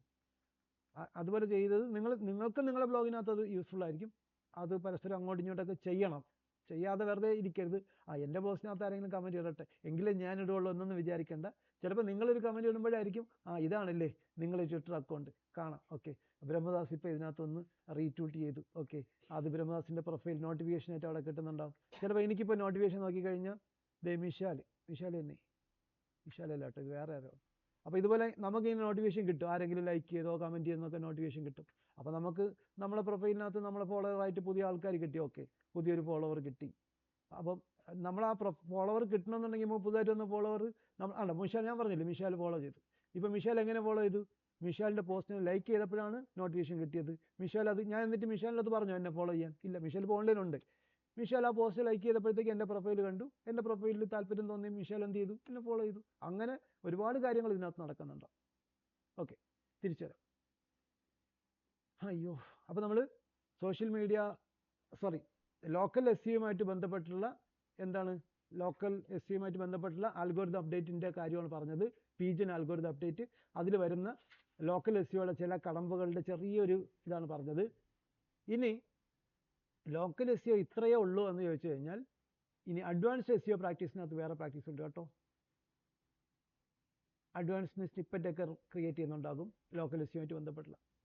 പിന്നെ ചില പ്രാക്ടീസുകൾ ഞാൻ നേരത്തെ പറഞ്ഞിട്ടുണ്ടാവും. ചില കൺട്രിയിലുള്ള വിസിബിൾ ആക്കേണ്ട ഒരു പ്രോഡക്റ്റ്, അല്ലെങ്കിൽ ആ കൺട്രിയിൽ വിസിബിൾ ആക്കേണ്ട ഒരു ബിസിനസ്, അതുമായിട്ട് കണക്ട് ചെയ്ത് നമ്മൾ ബ്ലോഗ് പോസ്റ്റൊക്കെ ഇടുമ്പോൾ ആ കൺട്രിയിലുള്ള ആൾക്കാരുടെ വിസിബിലിറ്റിയിലേക്ക് വരേണ്ട ടോപ്പിക്കുകൾ ഇട്ടാൽ മതിയാവും. വേറെ നമ്മളെ കൺട്രിയായിട്ട് അസോസിയേറ്റ് ചെയ്തുള്ള രീതിയിലൊന്നും വരില്ല. ഇനി UK US എന്നൊക്കെ പറഞ്ഞ ചില ക്ലയൻസൊക്കെ നമ്മളിത് പ്രത്യേകം പറയുന്നുണ്ടാവും. നിങ്ങൾ നമ്മളെ പേജിനെയൊക്കെ ട്വിറ്ററിനകത്ത് നിങ്ങളാരും ലൈക്ക് ചെയ്യേണ്ട, നിങ്ങളെ ഫ്രണ്ട്സൊന്നും ലൈക്ക് ചെയ്യരുത്, ചെയ്യാനേ പാടില്ല, ഇന്ത്യൻ ഒരു പ്രൊഫൈലും ലൈക്ക് ചെയ്യണം, കണ്ടുപോരുതെന്നൊക്കെ ചിലപ്പോൾ പറയുന്നുണ്ടാവും. കണ്ടാൽ ചിലപ്പോൾ ഒരു 3-ൻ്റെ നമ്മളൊരു കണക്ഷൻ ക്ലോസ് ചെയ്ത് കേട്ടോ എന്ന് പറഞ്ഞിട്ട് നമ്മൾ ബ്ലോക്ക് ചെയ്ത് വെച്ചിട്ട് പോകും.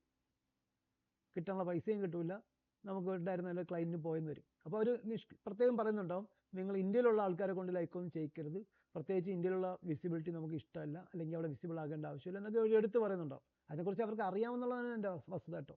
അപ്പോൾ അതിൻ്റെ പ്രത്യേകത വെച്ച് കഴിഞ്ഞാൽ ഏതെങ്കിലും പർട്ടിക്കുലർ ലൊക്കേഷനിൽ ഒരുപാട് ആൾക്കാരുടെ ഇൻട്രാക്ഷനോ ഒരുപാട് വിസിറ്റോ ഒക്കെ ആ വെബ്സൈറ്റിലേക്ക് കയറി വരികയാണെന്നുണ്ടെങ്കിൽ, എങ്ങനെയെങ്കിലും കയറി വരികയാണെന്നുണ്ടെങ്കിൽ എന്ത് സംഭവിക്കും? ആ ലൊക്കേഷനിൽ അതിൻ്റെ വിസിബിലിറ്റി കൂടും. ഉദാഹരണത്തിന് ഞാൻ UK ഒരു ക്ലയൻറ്റിന് വേണ്ടി ഒരു FB പേജ് ക്രിയേറ്റ് ചെയ്തു. അതിൻ്റെ URL കസ്റ്റമൈസ് ചെയ്യാൻ വേണ്ടി ഇത്ര ലൈക്ക് വേണം. അതിനുവേണ്ടി ഞാൻ എന്ത് ചെയ്തു, അത്യാവശ്യം ഒരു 10-15 ലൈക്ക് വേണം. പടപടെയൊന്ന് ഫ്രണ്ട്സിനൊക്കെ അയച്ചോടെ ഒന്ന് ലൈക്ക് എന്ന് പറഞ്ഞ് വാങ്ങിച്ച്, അതോടുകൂടി ആ പേജിൻ്റെ കാര്യത്തിനകത്തൊരു തീരുമാനമായി എന്നാണ് അർത്ഥം. ആ UK-യിലുള്ള മഹാനായ ക്ലൈൻറ്റിൻ്റെ അടുത്ത് നമുക്ക് ചെയ്യാവുന്ന ഏറ്റവും വലിയ പാതകമാണ് ആ ചെയ്യുന്നത്. നമ്മളൊരു 15 ഫ്രണ്ട്സിനെ കൊണ്ട് ലൈക്ക് ചെയ്യിച്ചു കഴിഞ്ഞാൽ അടുത്ത് നമ്മളൊരു പോസ്റ്റ് ഇടുമ്പം പ്രോബബ്ലി അവർക്കായിരിക്കും ഈ പോസ്റ്റ് ടൈം ലൈനിൽ കാണിക്കുക. അപ്പോൾ അവർ എന്ത് വിചാരിക്കും, 2 ദിവസം മുമ്പ് നമ്മൾ ലൈക്ക് ചെയ്ത ബ്രഹ്മദാസ് അയച്ചു തന്ന പേജിൻ്റെ പോസ്റ്റ് അല്ലേ, അപ്പോൾ അതിന് ലൈക്ക് ചെയ്തേക്കാം. കഴിഞ്ഞ് അതിൻ്റെ പോസ്റ്റ് പിന്നെ എവിടെ മാത്രമേ കാണിക്കുള്ളൂ? ഇവിടെ ഉള്ള ആൾക്കാർക്ക് മാത്രമേ കാണിക്കുള്ളൂ. വിസിറ്റ് എവിടെ കിടക്കും, ബിസിനസ് എവിടെ കിടക്കുന്നത്? UK-യിലാണ്. UK-യിലുള്ള ഒറ്റ മനുഷ്യരും അത് കാണില്ല. അപ്പോൾ നമ്മൾ അവർക്ക് ചെയ്യാൻ പറ്റുന്ന ഏറ്റവും നല്ല പരിപാടിയായിട്ട് അത് മാറും. അങ്ങനെയൊന്നും ചെയ്യാൻ പാടില്ല. അതൊക്കെ നമ്മൾ ശ്രദ്ധിച്ചു കാണിച്ചാൽ തിരിച്ചു വരാം. അപ്പോൾ നമ്മൾ ലോക്കലി വിസിബിൾ ആക്കാനുള്ള കണ്ടൻസ്, ബ്ലോഗ് പോസ്റ്റുകൾ ലോക്കൽ ഓഡിയൻസിനെ കവർ ചെയ്യുന്നതാകുന്നത് ഒരു നല്ല സംഗതിയാണ്. നേരത്തെ സെർച്ച് കൺസോളിൻ്റെ പഴയ വെർഷൻ, എന്താ പേര്? സെർച്ച് കൺസോളിൻ്റെ പഴയ പേരെന്താ? മെടുക്കി കിട്ടി വെർഷൻ. ക്ലാസ് ലീഡറിന് പേര് ഞാൻ ആരും എഴുതിയെടുക്കും. എന്താണ് പറ, ആൻസർ പറ, ക്വസ്റ്റ്യനും ആൻസർ പറ. ഓൺലൈനിലുള്ള ആരെങ്കിലും പറഞ്ഞേ ഗൂഗിൾ സെർച്ച് കൺസോളിൻ്റെ പഴയ പേര്? ഗൂഗിൾ വെബ് മാസ്റ്റർ ടൂൾസ് എന്നാണ്. ഗൂഗിൾ വെബ് മാസ്റ്റർ എന്നല്ല, Google web master tools. Sharani എത്ര പ്രാവശ്യം എഴുതും? 10 തൊട്ട് എഴുതണമെങ്കിൽ സന്തോഷം. എഴുതി വാട്സപ്പിൽ ഇടണം കേട്ടോ, സ്ക്രീൻഷോട്ട് അല്ല ഫോട്ടോ എടുത്തിട്ട്. അപ്പോൾ സന്തോഷമായില്ലേ? ഷിനോയൊക്കെ ക്ലാസ് ലീഡറിൻ്റെ പേര് എഴുതി വയ്ക്കാൻ അവസരം കിട്ടി. നാളെ രാവിലെ എന്നിട്ട് എന്നെ ഓർമ്മിപ്പിക്കണം കേട്ടോ, നാളത്തെ ക്ലാസ്. നാളെ ഞാൻ ശനിയാഴ്ചയല്ലേ, നാളെ ആരും വന്നേക്കരുത്, നമ്മളെവിടെ ജാഥയ്ക്ക് പോകണമെന്ന് പറഞ്ഞിട്ട്. തിങ്കളാഴ്ച വരുമ്പോഴത്തേക്ക് ആരെങ്കിലും ഓർമ്മിപ്പിക്കണം, ശരണ്യക്ക് ഇതുണ്ടായിരുന്നു. അപ്പം ഗൂഗിൾ വെബ് മാസ്റ്റർ ടൂൾസ് എന്നാണ് സെർച്ച് കൺസോളിൻ്റെ പഴയ പേര്. ഞാൻ പറയാൻ വന്നത്, ഗൂഗിൾ സെർച്ച് കൺസോളിനകത്ത് അതിൻ്റെ പഴയ വെർഷനായിട്ടുള്ള വെബ് മാസ്റ്റർ ടൂൾസിനകത്ത് ലൊക്കേഷൻ സെറ്റിങ്സ് ആഡ് ചെയ്യാനുള്ള ഓപ്ഷൻ ഉണ്ടായിരുന്നു. ലെഗസി ടൂൾസിനകത്ത് നമുക്ക് എന്ത് ചെയ്യാം, നമ്മൾ ഏത് വെബ്സൈറ്റിനെയാണോ SEO ചെയ്യുന്നത്, ഏത് ലൊക്കേഷനിലുള്ള ഏത് കൺട്രിയിലുള്ള ആൾക്കാരെ ടാർഗറ്റ് ചെയ്യാനായിട്ടാണ് പർട്ടിക്കുലറായിട്ട് നമ്മൾ വെബ്സൈറ്റ് മെയിൻറ്റെയിൻ ചെയ്യുന്നതെങ്കിൽ ആ കൺട്രി നമുക്ക് സെലക്ട് ചെയ്ത് കൊടുക്കാൻ പറ്റുമായിരുന്നു. ഇപ്പോൾ ഞാൻ ക്രിയേറ്റ് ചെയ്യുന്ന വെബ്സൈറ്റ് US-ൽ മാത്രം വിസിബിൾ ആകാനാണ് ഞാൻ ആഗ്രഹിക്കുന്നതെങ്കിൽ അതിനനുസരിച്ചുള്ള കണ്ടൻറ്റും കാര്യങ്ങളൊക്കെ റെഡിയാക്കിയിട്ട് എനിക്ക് എന്ത് ചെയ്യാം, ആ ഗൂഗിൾ വെബ് മാസ്റ്റർ ടൂൾസിനകത്തുള്ള കൺട്രി ഇൻ്റർനാഷണൽ സെറ്റിങ്സ് എന്നുള്ളടത്ത് വന്നിട്ട് എനിക്ക് അവിടെ US ഒന്ന് സെലക്ട് ചെയ്ത് സേവ് ചെയ്ത് കൊടുക്കാൻ പറ്റും. എന്ന് പറഞ്ഞാൽ നമുക്ക് ഗൂഗിളിൻ്റെ അടുത്ത് അറിയിക്കാം നമ്മൾ ഈ വെബ്സൈറ്റ് US-നെയാണ് ടാർഗറ്റ് ചെയ്യുന്നത്. പക്ഷേ അങ്ങനെ സെലക്ട് ചെയ്തെന്ന് പറഞ്ഞ് US-ൽ തന്നെ കാണിക്കണം നിർബന്ധമൊന്നുമില്ല. അങ്ങനെ സെലക്ട് ചെയ്തിട്ടും വെബ്സൈറ്റിൽ വിസിറ്റ് കിട്ടുന്നതൊക്കെ ഇന്ത്യയിൽ നിന്നാണെങ്കിൽ ഗൂഗിൾ എന്ത് ചെയ്യും, ഇവിടെ ആയിരിക്കും കൂടുതൽ ഇതാക്കുക. അപ്പോൾ നമ്മൾ ആ കൺട്രി സെലക്ട് ചെയ്ത് കൊടുക്കുകയും ചെയ്യണം, അവിടെ കൂടുതൽ വിസിറ്റ് കിട്ടാനോ ഇൻട്രാക്ഷൻ കിട്ടാനുള്ള ശ്രമങ്ങൾ നടത്തിക്കൊണ്ടിരിക്കുക. അത് വിജയിക്കുകയും ചെയ്തു കഴിഞ്ഞാൽ നല്ലതാണ്. ഇനി നമ്മൾ ക്രിയേറ്റ് ചെയ്യുന്ന യൂട്യൂബ് ചാനൽ, ബ്ലോഗ് പോസ്റ്റൊക്കെ ഇംഗ്ലീഷ് രാജ്യങ്ങളൊക്കെ പ്രചരിക്കത്തക്ക രീതിയിലുള്ളതാണ്, അവർക്കൊക്കെ ഇഷ്ടപ്പെടുന്ന കണ്ടന്റ് ആണെങ്കിൽ അവിടെ വിസിറ്റ് കിട്ടുന്നതും ഇവിടെ വിസിറ്റ് കിട്ടുന്നതും എൻറ്റയർലി ഡിഫറൻ്റാണ്. AdSense ഒക്കെ എനേബിൾ ചെയ്തിരിക്കുന്ന വെബ്സൈറ്റിനകത്ത് അവിടെ 1000 വിസിറ്റ് കിട്ടുമ്പോൾ നമുക്ക് കിട്ടുന്ന ഏണിങ്സിൻ്റെ 10-1 പോലും ഇന്ത്യയിൽ 1,00,000 പേര് കണ്ടാൽ പോലും കിട്ടത്തില്ല. മനസ്സിലായോ? അങ്ങനെയൊക്കെ ഒരുപാട് വ്യത്യാസങ്ങൾ ഇത് തമ്മിലുണ്ട്. തിരിച്ചു വരാം, അതിലേക്ക് പോകണില്ല. അപ്പോൾ നമ്മൾ പീജൻ ആൽഗോരിതം അപ്ഡേറ്റ് ആണ് പഠിച്ചു കഴിഞ്ഞത് കേട്ടോ. ഇതിൻ്റെ ലോക്കൽ SEO എന്നുള്ള ക്ലാസ് പിന്നീട് പഠിക്കണം. പീജൻ ആൽഗോരിതം അപ്ഡേറ്റ് ലോക്കൽ SEOയുമായിട്ട് ബന്ധപ്പെട്ടതാണ്. നമ്മൾ ലോക്കൽ ഓഡിയൻസിനെ കവർ ചെയ്യുന്ന ഒരു ബിസിനസ്സിൻ്റെ SEO ആണ് ചെയ്യുന്നതെങ്കിൽ നമ്മൾ എന്ത് ചെയ്യേണ്ടതുണ്ട്, ചില കടമ്പകൾ ചെയ്യേണ്ടതുണ്ട്. അതിനകത്ത് ഒന്നാമത്തെ കടമ്പ നമ്മൾ ഗൂഗിൾ മൈ ബിസിനസ്സിനകത്ത് സബ്മിറ്റ് ചെയ്ത് വെരിഫൈ ചെയ്യുക എന്നുള്ളതാണ്. നമ്മൾ അതിൻ്റെ പ്രോസസ്സ് പഠിക്കുന്നുണ്ട്. പിന്നെന്താണ്, നമ്മളെ വെബ്സൈറ്റുമായിട്ട് ബന്ധപ്പെട്ട് ലൊക്കേഷൻ ചേർത്തുള്ള ഒരു കീവേഡിന് വേണ്ടി ഒരു പേജ് മെയിൻറ്റെയിൻ ചെയ്യുന്നുണ്ടെങ്കിൽ അതിനകത്ത് അഡ്രസ്സ്, പിൻ നമ്പർ, ഫോൺ നമ്പറൊക്കെ മസ്റ്റായിട്ടും കൊടുക്കണം. ലോക്കലി വിസിബിൾ ആക്കാൻ വേണ്ടി ഗൂഗിൾ ഈ ഡേറ്റ ഇമ്പോർട്ടൻറ്റ് ഡേറ്റ ആയിട്ട് ഉപയോഗപ്പെടുത്താറുണ്ട്. മൂന്നാമത്തത്, നമ്മളെ വെബ്സൈറ്റിനകത്ത് നമ്മൾ ഉപയോഗിക്കുന്ന ലൊക്കേഷൻ ചേർത്തുള്ള കീവേഡ് ഗൂഗിളിൽ സെർച്ച് ചെയ്യുമ്പോൾ ലോക്കൽ ഡയറക്ടറികളൊക്കെ കാണിക്കുകയാണെങ്കിൽ ആ ലോക്കൽ ഡയറക്ടറികളിലും സിമിലർ ഡയറക്ടറികളിലും ഒക്കെ വിസിബിൾ ആയിരിക്കുന്ന പ്രമുഖ ഡയറക്ടറികളൊക്കെ നമ്മൾ സബ്മിറ്റ് ചെയ്ത് വിസിബിൾ ആക്കുക ഇമ്പോർട്ടൻ്റ് ആയിട്ടുള്ള കാര്യമാണ്. പിന്നെ നമ്മളുടെ വെബ് പേജിനകത്ത് കോൺടാക്റ്റ്, എബൌട്ട് പോലെയുള്ള പേജിനകത്ത് നമ്മളെ വെരിഫൈ ചെയ്ത മാപ്പ് എംബഡ് ചെയ്ത് കാണിക്കുന്നത് നമുക്ക് ജിയോ ടാഗിങ് ഒക്കെ ചെയ്യണം, വളരെ നല്ലതായിരിക്കും.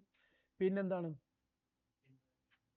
സോഷ്യൽ മീഡിയയിൽ നമുക്ക് കിട്ടേണ്ട ഇൻട്രാക്ഷനും കമൻസും ലൈക്സും ഫോളോവേഴ്സും ഒക്കെ ലോക്കൽ ഓഡിയൻസ് ആയിരിക്കുന്നത് നമുക്ക് ലോക്കലി വിസിബിൾ ആകാൻ വേണ്ടി വീണ്ടും ഹെൽപ്പ് ചെയ്തുകൊണ്ടിരിക്കും. കുഴപ്പമില്ലല്ലോ, തിരിച്ചു വരാം. അപ്പോൾ നമ്മൾ ഇനി അടുത്തൊരു ആൽഗോരിതം അപ്ഡേറ്റിലേക്കാണ് പോകുന്നത്. നമ്മൾ ഇനി പഠിക്കുന്ന ആൽഗോരിതം അപ്ഡേറ്റിൻ്റെ പേരാണ് ഹമ്മിങ് ബേർഡ്.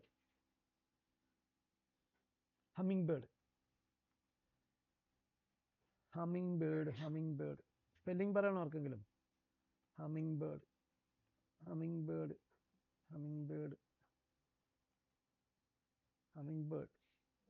എന്താണ്?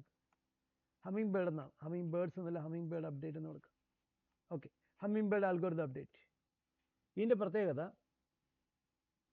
സിമാൻറ്റിക് സെർച്ച് റിസൾട്ട് കൊണ്ടുവന്ന ആൽഗോരിതം അപ്ഡേറ്റ് ആണ് ഹമ്മിങ് ബേർഡ് അപ്ഡേറ്റ്. ഗൂഗിളിനകത്ത് സ്പീഡിനും ആക്യുറസിക്കും ഗൂഗിൾ ഒരുപാട് പ്രാധാന്യം കൊടുത്ത അപ്ഡേറ്റ് എന്നും ഇതിനെ പറയാറുണ്ട്. ഹമ്മിങ് ബേർഡ് എന്നുള്ള പക്ഷിയുടെ പ്രത്യേകത വളരെ സ്പീഡിൽ പറക്കുകയും ആക്യുറസി ഭയങ്കരമായിട്ടുള്ളൊരു പക്ഷി ആയതുകൊണ്ടാണ് സ്പീഡ് ആൻഡ് ആക്യുറസിക്ക് പ്രാധാന്യം കൊടുക്കുന്ന അപ്ഡേറ്റ് ആയിട്ടുള്ള ഇതിന് ഹമ്മിങ് ബേർഡ് എന്നുള്ള പേര് കൊടുത്തത് എന്ന് ഒഫീഷ്യലി തന്നെ ഗൂഗിൾ പല സ്ഥലങ്ങളിൽ പറഞ്ഞിട്ടൊക്കെ ഉണ്ട്, ഡിസ്കഷനിലൊക്കെ പറഞ്ഞിട്ടുണ്ട്. സ്പീഡിനും ആക്യുറസിക്കും ഗൂഗിളിൻ്റെ സെർച്ച് റിസൾട്ടുകൾ വളരെ സ്പീഡായിട്ടും ആക്യുറേറ്റ് ആയിട്ടും കൊടുക്കാനുള്ള ഒരു ശ്രമമാണ് ഹമ്മിങ് ബേർഡ് ആൽഗോരിതം അപ്ഡേറ്റ് എന്ന് വേണമെങ്കിൽ പറയാം. സിമാൻറ്റിക് സെർച്ച്, സിമാൻറ്റിക്സ് എന്നുള്ള ഒരു പ്രാധാന്യം ഇവിടെ ഉണ്ട്. നമ്മൾ ചില വാക്കുകൾക്ക് അതിന് അതിൻ്റെ സിറ്റുവേഷൻ അനുസരിച്ച് പല മീനിങ് ഒക്കെ വരുന്നതിനെ പറ്റിയുള്ള കുറേ കാര്യങ്ങളുണ്ട്. സിമാൻറ്റിക് ആൽഗോരിതം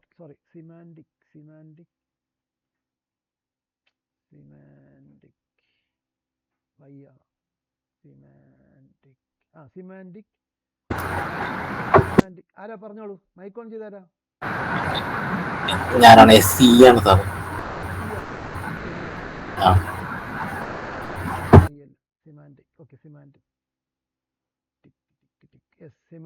സിമാൻറ്റിക് മീനിങ് എന്ന് അടിക്കുമ്പോൾ തന്നെ നമുക്ക് ഇവിടെ അറിയാൻ പറ്റും.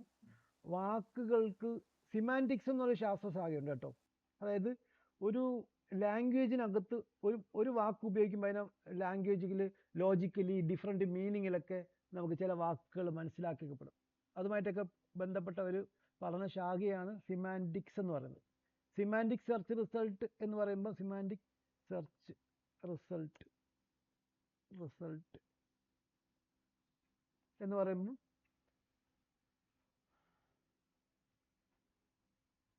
ഒരു വാക്കിൻ്റെ സെർച്ച് ചെയ്തതിൻ്റെ ഇൻറ്റൻ്റ് ഒക്കെ മനസ്സിലാക്കിക്കൊണ്ടുള്ള ഒരു റിസൾട്ട് തരുന്നൊരു രീതി. നമ്മൾ സെർച്ച് ചെയ്തതിൻ്റെ ഉദ്ദേശ ലക്ഷ്യം എന്താണ് എന്ന് മനസ്സിലാക്കി ഉൾക്കൊണ്ട് കൊടുക്കുന്ന ഒരു രീതിയാണെന്നൊക്കെയാണ് പറയാം. ഞാനിത് കുറച്ചുകൂടെ തെളിച്ച് നിങ്ങൾക്ക് മനസ്സിലാവുന്ന രീതിയിൽ പറയാം. ഇതിനകത്ത് മെയിനായിട്ട് ഒരു സെർച്ച് ഒരാൾ നടത്തുമ്പോൾ ഇൻട്രാക്റ്റീവ് വേയിലൊക്കെ സെർച്ച് ചെയ്യും. അതിന് ഇൻട്രാക്റ്റീവ് വേയിൽ തന്നെ ആൻസർ കൊടുക്കുന്ന രീതി ഗൂഗിൾ അഡോപ്റ്റ് ചെയ്തു. ഉദാഹരണത്തിന് ഒരാൾ ചോദിക്കുകയാണ് how to prepare vegetable soup. ഗൂഗിളിനകത്ത് സെർച്ച് ചെയ്യണം. അപ്പോൾ എന്താണ്, അതൊരു ഇൻട്രാക്റ്റീവ് വേയിലുള്ള ക്വസ്റ്റ്യനാണ്, ഇൻട്രാക്റ്റീവ് ക്വറിയാണ്. അപ്പം എങ്ങനെയാണ് ഒരു വെജിറ്റബിൾ സൂപ്പ് ഉണ്ടാക്കുന്നതിനെ എന്ന് നമ്മൾ ചോദിക്കുമ്പോൾ സൂപ്പ് ഉണ്ടാക്കുന്നത് എങ്ങനെയാണെന്ന് നമുക്ക് പഠിക്കാമെന്നൊക്കെ പറഞ്ഞ് വിശദീകരിച്ചിരിക്കുന്ന ഒരു ബ്ലോഗ് പോസ്റ്റ് ചിലപ്പോൾ കൂടുതൽ ബെറ്റർ ആയിട്ട് ഇൻഡെക്സ് ചെയ്ത് വരാം. ഇൻട്രാക്റ്റീവ് വേയിൽ തന്നെ ആൻസർ ചെയ്തിരിക്കുന്ന ഒരു ബ്ലോഗ് പോസ്റ്റ് ഇൻട്രാക്റ്റീവ് വേയിൽ സെർച്ച് ചെയ്യുന്ന സമയത്ത് ഇൻഡെക്സ് ചെയ്ത് വരാം. രണ്ടാമത്തേത്, ഒരു ടോപ്പിക്കിൽ നമ്മൾ സെർച്ച് ചെയ്യുമ്പം ആ ടോപ്പിക്കിൽ തന്നെ ഒരുപാട് നാളായിട്ട് സെർച്ച് റിസൾട്ട് ഉണ്ടായിരുന്ന ഒരു റിസൾട്ട് ഹൈലൈറ്റ് ചെയ്ത് കാണിക്കപ്പെടാം. കുറേ സ്റ്റെപ്പുകൾ വരുന്ന ഒരു പ്രോസസ്സ് നമ്മൾ സെർച്ച് ചെയ്യാം. ആ സ്റ്റെപ്പുകളുടെ ഒരു ആർട്ടിക്കിളിനകത്ത് വിശദമായിട്ട് അത് എഴുതിയിരിക്കുന്നത് കാണിക്കാം. ഡീപ്പ് ഇൻഫോ പ്രൊവൈഡ് ചെയ്യും എന്നുള്ളതിൻ്റെ ഒരു പ്രത്യേകതയാണ് ഡീപ്പ് ഇൻഫോ. നമ്മൾ സെർച്ച് ചെയ്യുന്ന ടോപ്പിക്കുമായിട്ട് ബന്ധപ്പെട്ട് കൂടുതൽ ഡേറ്റ ഇൻഡെക്സ് ചെയ്ത് കാണിക്കുക, കുറച്ചുകൂടെ ഡീറ്റെയിൽ ആയിട്ട് കാണിക്കുക. പിന്നെ ആ ബ്ലോഗ് പോസ്റ്റിനകത്ത് വരുന്ന സ്റ്റെപ്പുകളൊക്കെ ചിലപ്പോൾ ഓരോ സ്റ്റെപ്പുകളായിട്ട് സൂപ്പ് ഉണ്ടാക്കാൻ നിങ്ങൾ ആദ്യം ഇത് എടുക്കുക, ഇത് എടുക്കുക എന്നൊക്കെ പറഞ്ഞ് ഇങ്ങനെ കാണിക്കുന്ന സ്റ്റെപ്പുകളൊക്കെ കാണിക്കും. സ്റ്റെപ്പുകളൊക്കെ ലിസ്റ്റ് ചെയ്ത് കാണിക്കും, 1, 2, 3 എന്ന്. ഇത് ഒരു ടോപ്പിക്കിൽ തന്നെ ഒരുപാട് നാൾ സെർച്ച് റിസൾട്ട് കാണിച്ച ഒരു റിസൾട്ട് അത്രയും ട്രസ്റ്റ് അച്ചീവ് ചെയ്ത് കാണിക്കപ്പെടാം. മൂന്നാമത്തേത്, അപ്പോൾ അതിനു മുമ്പേ ഞാൻ പറഞ്ഞ എന്താണ്, നമ്മൾ ഇൻട്രാക്റ്റീവ് വേയിൽ ഒരു ക്വസ്റ്റ്യൻ ചോദിക്കുന്നതിനനുസരിച്ച് ഇൻട്രാക്റ്റീവ് വേയിൽ തന്നെ വളരെ ഡീറ്റെയിൽ ആയിട്ട് പ്രസൻറ്റ് ചെയ്തിരിക്കുന്ന ടോപ്പിക്കിനെ ഗൂഗിൾ കാണിക്കും. രണ്ടാമത് പറഞ്ഞത്, ഒരുപാട് നാൾ സെർച്ച് റിസൾട്ടിനകത്ത് ഒരു ടോപ്പിക്കിനകത്ത് കാണിച്ച ടോപ്പിക്ക് കുറച്ചുകൂടെ ഹൈലൈറ്റ് ചെയ്തും കുറച്ചുകൂടെ ഡീറ്റെയിൽ ആയിട്ടും കാണിക്കുന്ന രീതി ഗൂഗിളിനകത്തുണ്ട്. ഇതൊക്കെ ഈ ഒരു ആൽഗോരിതം അപ്ഡേറ്റിൻ്റെ ഭാഗമായിട്ട് ഗൂഗിളിനകത്ത് വന്ന ചേഞ്ചസ് ആണ്. ശരിക്കും പറഞ്ഞാൽ ഈ ആൽഗോരിതം അപ്ഡേറ്റിലൂടെ ഗൂഗിൾ കുറച്ചുകൂടെ അപ്ഗ്രേഡ് ചെയ്യപ്പെട്ടു എന്ന് വേണമെങ്കിൽ പറയാം. എന്തിന്?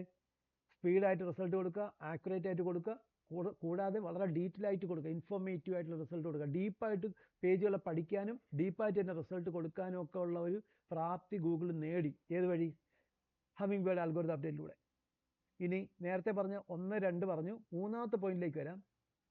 ഒരുപാട് ആൾക്കാർ അക്സെപ്റ്റ് ചെയ്ത ഫാക്റ്റിനെ ഗൂഗിൾ ഇമ്പോർട്ടൻ്റ് ഫാക്റ്റായിട്ട് എടുക്കുന്ന ഒരു റിസൾട്ട് കൂടിയാണ് ഹമ്മിങ് ബേർഡ്. അപ്പം ഹമ്മിങ് ബേർഡ് റിസൾട്ട് അനുസരിച്ചുള്ള റിസൾട്ടിനകത്ത് ഡീറ്റെയിൽ റിസൾട്ടായിട്ട് കാണിക്കാൻ ഉതകുന്ന അല്ലെങ്കിൽ അതിന് സാധ്യമാകുന്ന വശങ്ങളെന്ന് പറയുന്നത് വളരെ ഡീറ്റെയിൽ ആയിട്ടും ഇൻട്രാക്റ്റീവ് വേയിൽ ഒരാൾ ക്വസ്റ്റ്യൻ ചോദിക്കുമ്പം ഇൻട്രാക്റ്റീവ് വേയിൽ തന്നെ പ്രസൻറ്റ് ചെയ്ത് നിൽക്കുന്ന ഒരു ടോപ്പിക് വരാം. ഒരു ടോപ്പിക്കിൽ ഒരുപാട് നാളായിട്ട് സെർച്ച് റിസൾട്ടിനകത്ത് വളരെ ഡീറ്റെയിൽ ആയിട്ട് കാണിച്ച് ഒരുപാട് പേര് സാറ്റിസ്ഫൈഡ് ആയിട്ടുള്ള റിസൾട്ട് ഹൈലൈറ്റ് ചെയ്ത് കാണിച്ചെന്ന് വരാം. ഒരുപാട് ആൾക്കാർ അക്സെപ്റ്റ് ചെയ്ത ഫാക്റ്റ്, ഫീഡ്ബാക്ക്. ഇപ്പം എപ്പോഴും സിമാൻറ്റിക്കിൻ്റെയൊക്കെ റിസൾട്ട് നമുക്ക് കാണുമ്പോൾ ഉദാഹരണത്തിന് നോബൽ പ്രൈസ് വിന്നേഴ്സ് 2024 ആയിക്കാണോ 23 എന്ന് അടിച്ചു നോക്കാം. നോബൽ പ്രൈസ് വിന്നേഴ്സ് 2023 എന്ന് അടിച്ചു കാണിച്ചോ, രണ്ടുപേരുടെ പേരും ഡീറ്റെയിൽ ആയിട്ട് കാണിച്ചോ. 2022 എന്ന് അടിച്ചപ്പോൾ കണ്ടോ അവരുടെ പേരും. ചിലപ്പോഴൊക്കെ നമ്മൾ അടിക്കുമ്പം ചിലപ്പം ചില പഴയ ടോപ്പിക്കൊക്കെ അടിക്കുമ്പം 2020 കൂടുതൽ പേരുകളെ കാണിക്കും, അവരുടെ പേര്, ഏത് വിഭാഗത്തിലാണ് അവർക്ക് പ്രൈസ് കിട്ടിയത്, അങ്ങനെ കണ്ട കെമിസ്ട്രി, ഫിസിക്സ്, ഓരോ സബ്ജക്റ്റുകളെല്ലാം ഡീറ്റെയിൽ ആയിട്ട് കാണിക്കും. ഇങ്ങനെ ഡീപ്പായിട്ട് ഇൻഫോ പ്രൊവൈഡ് ചെയ്യും. ഇനി നമ്മളൊരു കാര്യം ചോദിക്കുകയാണ്, ഇന്ന സിനിമയിലെ പാട്ടുകൾ, അപ്പോൾ ആ സിനിമയിലെ 6 പാട്ടുണ്ടെങ്കിൽ ആ 6 പാട്ടുകളുടെ ലിസ്റ്റ്, അത് ആര് പാടിയത്, അതിന് എത്ര മിനിറ്റ് സമയമുണ്ട്, ഡ്യൂറേഷൻ ഉണ്ട്, ഇതൊക്കെ കാണിക്കുന്ന ഡീറ്റെയിൽ റിസൾട്ടൊക്കെ തന്നു തുടങ്ങിയത് സിമാൻറ്റിക് റിസൾട്ട് കൊടുക്കുന്ന ഹമ്മിങ് ബേർഡ് ആൽഗോരിതം അപ്ഡേറ്റിന് ശേഷമാണ്. ഡീപ്പായിട്ട് നമ്മളെ പേജുകളുടെ നമുക്ക് പ്രൊവൈഡ് ചെയ്യുന്ന റിസൾട്ടുകളെ പഠിക്കുകയും ഇൻട്രാക്റ്റീവ് വേയിൽ ചോദിക്കുന്ന ആൾക്കാർക്ക് അത് കൊടുക്കും. വളരെ ഡീപ്പായിട്ടുള്ള റിസൾട്ട് കൊടുക്കുക, വളരെ ഇൻഫർമേറ്റീവ് ആയിട്ട് കൊടുക്കുക. ഓക്കെ, നമ്മളിപ്പം നേരത്തെ പറഞ്ഞ ടോപ്പിക്കിനകത്ത് വരുന്ന സംഗതിയാണ് how to speed up my laptop. Okay, ഒരു സെർച്ച് നടത്തിയാണ് how to speed up my laptop. Interactive വേയിലുള്ളൊരു ക്വസ്റ്റ്യൻ ആണ്. ഇനി അതിൻ്റെ റിസൾട്ട് കാണിക്കുമ്പോഴത്തേക്ക് കണ്ടോ ഇവിടെ നമുക്ക് റിസൾട്ടിനകത്ത് പോയിന്റ് ആയിട്ട് ആ ആർട്ടിക്കിൾ എവിടെയാണോ, മിക്കവാറും HP-യുടെ ആർട്ടിക്കിൾ ആയിരിക്കും. ഒരു ആർട്ടിക്കിൾ കാണിച്ചിട്ട് ആ ആർട്ടിക്കിളിനകത്ത് വളരെ ഡീറ്റെയിൽ ആയിട്ട് അതിനെപ്പറ്റി എഴുതിയിരിക്കുന്ന പോയിൻ്റൊക്കെ HP തന്നെ റിസൾട്ട് ഡീറ്റെയിൽ ആയിട്ട് ഇങ്ങനെ കാണിക്കുന്ന രീതി, മാല പോലെ അതിനകത്തുള്ള പോയിന്റുകളൊക്കെ ഡീറ്റെയിൽ ആയിട്ട് കാണിക്കും. ഇൻട്രാക്റ്റീവ് വേയിലാണ് ക്വസ്റ്റ്യൻ ചോദിച്ചത്, അതേ രീതിയിൽ ഇൻട്രാക്റ്റീവ് വേയിൽ തന്നെ ആയിരിക്കും അത് പ്രസൻറ്റ് ചെയ്തിട്ടുണ്ടാവുക. വളരെ ഡീറ്റെയിൽ ആയിട്ട് എഴുതിയിട്ടുണ്ടാകും, ഒരുപാട് നാളായിട്ട് ഇത് ഇൻഡെക്സ് ചെയ്ത് കാണിക്കുന്നുണ്ടാവും. പിടിയിട്ടോ. ഇനി ഫീഡ്ബാക്ക്, ഇവിടെ താഴെയൊക്കെ നിങ്ങൾ നോക്കിക്കഴിഞ്ഞാൽ ചില റിസൾട്ടിൻ്റെ കൂടെ വ്യക്തമായിട്ട് ഗൂഗിൾ ഫീഡ്ബാക്കിൻ്റെ കാര്യവും പറയുന്നുണ്ടാവും.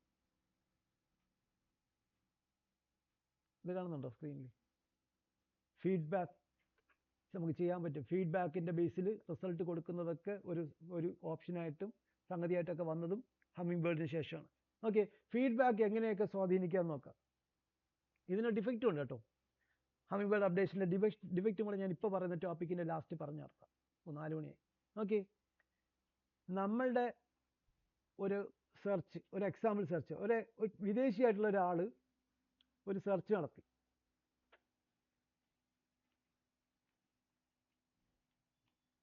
ഒരു ലൊക്കേഷനിലേക്ക് പോകാനുള്ള സെർച്ചാണ് നടത്തിയത്. ആ സെർച്ച് വന്നു ചേർന്നത് കേരള ടൂറിസത്തിൻ്റെ സൈറ്റിനകത്താണ്. മൂന്നാറിലേക്ക് പോകാനുള്ള ഒരു സെർച്ച് ഒരാൾ നടത്തിയെന്ന് വെച്ചാൽ ഞാൻ പറഞ്ഞില്ല. ഓക്കെ, വിദേശിയായിട്ടുള്ള ഒരാൾ മൂന്നാറിലേക്ക് പോകാൻ പ്ലാൻ ചെയ്തേക്കാം.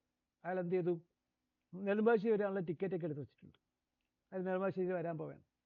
പക്ഷേ 2-3 ദിവസം മുമ്പായപ്പോൾ നമുക്കറിയാലോ, ഒരു മാസം കഴിഞ്ഞുള്ള ടൂറൊക്കെയാണ് നമ്മൾ കൂളായിട്ടിരിക്കും. എന്നാൽ യാത്രകൾ എടുക്കുമ്പോൾ നമുക്ക് ടെൻഷനൊക്കെ ഉണ്ടാവും ഇല്ലേ, ഇനി 3 ദിവസമല്ലേ ഉള്ളൂ.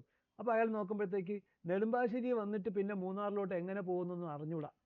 അപ്പോൾ അയാൾ എന്ത് ചെയ്തു, അയാൾക്ക് അടുത്തെത്തിയല്ലോ, അപ്പോൾ ടെൻഷനായിട്ട് അയാൾ ഇങ്ങനെ സെർച്ച് ചെയ്ത് വന്നത് കേരള ടൂറിസത്തിൻ്റെ ഒരു ഫോറത്തിനകത്താണ്. ആ ഫോറത്തിനകത്ത് വന്നിട്ട് എന്ത് ചെയ്തു, ഒരു ക്വസ്റ്റ്യൻ, ഒരു ഡൗട്ട് ചോദിച്ചു. നെടുമ്പാശ്ശേരിയിൽ നിന്ന് മൂന്നാർ വരെ എത്ര ദൂരമുണ്ട് എന്നാണ് ചോദിച്ചത്. അപ്പോൾ ആ ഒരു ഫോറം എന്ന് പറയുമ്പോൾ അറിയാമല്ലോ, കേരള tourism.org ഒരു ഫോറത്തിനകത്ത് വന്നിട്ടാണ് ഈ ക്വസ്റ്റ്യൻ ചോദിച്ചത്. അതിനകത്ത് വന്ന ഒരാൾ ആൻസർ പറഞ്ഞു, നിങ്ങൾക്ക് നെടുമ്പാശ്ശേരിയിൽ നിന്ന് ആലുവ വഴി എറണാകുളത്ത് ബസ് എപ്പോഴും ഉണ്ടാകും, ബസ് വന്നു കഴിഞ്ഞാൽ ഈ KSRTC വന്നു കഴിഞ്ഞാൽ നിങ്ങൾക്ക് മൂന്നാർ ബസ് എപ്പോഴും ഉണ്ടാകും, അവിടെ കയറുക, ആ ബസ്സിൽ കയറുക, ടിക്കറ്റ് എടുക്കുക, ഒരു ഉറക്കമൊക്കെ ഇറങ്ങി എഴുന്നേൽക്കുമ്പോൾ നിങ്ങൾ എവിടെ എത്തും, മൂന്നാർ ഇത്ര കിലോമീറ്റർ ഉണ്ടെന്നൊക്കെ പറഞ്ഞു. അപ്പോൾ ഒരാൾ ആൻസർ ചെയ്തു. ഇതേ ക്വസ്റ്റ്യന് കുറച്ചു നേരം കഴിഞ്ഞപ്പോൾ വേറൊരാൾ വന്ന് ആൻസർ ചെയ്തത്, നിങ്ങൾക്ക് നെടുമ്പാശ്ശേരിയിൽ നിന്ന് ആലുവ വന്നിട്ട് ആലുവയിൽ നിന്ന് പെരുമ്പാവൂർ കോതമംഗലം വഴി അടിമാലി വഴി മൂന്നാർ പോവാം, അത് ഇത്ര ദൂരമാണുള്ളത്. എന്നാൽ മൂന്നാമതൊരാൾ വന്ന് പറഞ്ഞു, നിങ്ങൾക്ക് നെടുമ്പാശ്ശേരിയിൽ നിന്ന് ഒരു ഷോർട്ട് കട്ട് വഴി നിങ്ങൾക്ക് എവിടെ വരാം, പെരുമ്പാവൂർ വരാം, ആലുവയിലൊന്നും പോകേണ്ട ആവശ്യമില്ല, അവിടെ വന്നിട്ട് നിങ്ങൾക്ക് അതുവഴി കോതമംഗലം അടിമാലി വഴി മൂന്നാർ പോവാം, ഇത്ര ദൂരമേ ഉള്ളൂ. 3 ആൻസർ വന്നു. എന്നാൽ അതിന് ശേഷം വന്ന 4-മതും 5-മതും പിന്നെ വന്ന ആൾക്കാരൊക്കെയും ഈ മൂന്നാമത്തെ റിസൾട്ടിനെ അതിനെ ലൈക്ക് ചെയ്ത് ബെസ്റ്റ് ആൻസർ ആയിട്ട് സെലക്ട് ചെയ്തു. മനസ്സിലായോ? അപ്പം അതാണ് ഏറ്റവും എളുപ്പമുള്ള വഴി എന്നൊക്കെ എല്ലാവരും അക്സെപ്റ്റ് ചെയ്തു. അങ്ങനെ കുറേ പേര് അക്സെപ്റ്റ് ചെയ്ത ഫാക്റ്റിനെ ഗൂഗിൾ എന്തെന്നറിയോ, ഒരു ഇമ്പോർട്ടൻറ്റ് വാല്യുബിൾ ആയിട്ടുള്ളൊരു ഫാക്ടർ ആക്ട് എടുത്തിട്ട് ഗൂഗിളിനകത്ത് സെർച്ച് ചെയ്യുന്ന ആൾക്കാർക്ക് ഇൻഡെക്സ് കൊടുക്കും. ഇങ്ങനെ ഒരു സംഭവം നടന്നു കഴിഞ്ഞാൽ ഗൂഗിൾ പിന്നെ ആരെങ്കിലും വന്ന് നെടുമ്പാശ്ശേരിയിൽ നിന്ന് മൂന്നാർ വരെ എത്ര ദൂരം ഉണ്ടെന്ന് ആരെങ്കിലും ഗൂഗിളിൽ സെർച്ച് ചെയ്ത് കഴിഞ്ഞാൽ ആ ഡിസ്കഷൻ ചെയ്തേക്കുന്ന റിസൾട്ടിനെ അങ്ങനെ തന്നെ എടുത്ത് കാണിക്കും. മനസ്സിലായോ? അതാണ് ഫീഡ്ബാക്കിൻ്റെ ബേസിലും ഗൂഗിൾ ഈ റിസൾട്ട് പ്രൊവൈഡ് ചെയ്യാറുണ്ട്. ഹമ്മിങ് ബേർഡിൻ്റെ ഒരു പ്രത്യേകതയാണ്. എന്നാൽ ഇതിനകത്തൊരു ഡിഫക്റ്റ് എന്താണെന്ന് വെച്ച് കഴിഞ്ഞാൽ, ഒരു തെറ്റായിട്ടുള്ള ഡേറ്റ കുറേ പേര് ചേർന്ന് ശരിയാണെന്ന് പറഞ്ഞു. ഒരു ഡിസ്കഷൻ നടക്കുകയാണ്, ബ്രഹ്മദാസ് സാറിൻ്റെ സ്ഥലം എവിടെ? അപ്പോൾ ക്ലാസ് അറ്റൻഡ് ചെയ്യുന്ന കുറേ ആൾക്കാർ പറഞ്ഞു സാറിൻ്റെ സംസാരമൊക്കെ കേട്ടിട്ട് സാറ് പാലക്കാടുള്ളതായിരിക്കും. കുറച്ച് ആൾക്കാർ പറഞ്ഞു ഇല്ല സാർ എറണാകുളത്തുകാരൻ തന്നെയാണ്, സാറിൻ്റെ വീട് എനിക്കറിയാം, അയ്യപ്പൻകാവാണ്. ഇപ്പം രൂപേഷൊക്കെ ഉണ്ട്, രൂപേഷൊക്കെ പറഞ്ഞില്ല ഞാൻ സാറിൻ്റെ വീട് കണ്ടിട്ട് വരെ ഉണ്ട്. അപ്പം അങ്ങനെ കുറേ പേര്.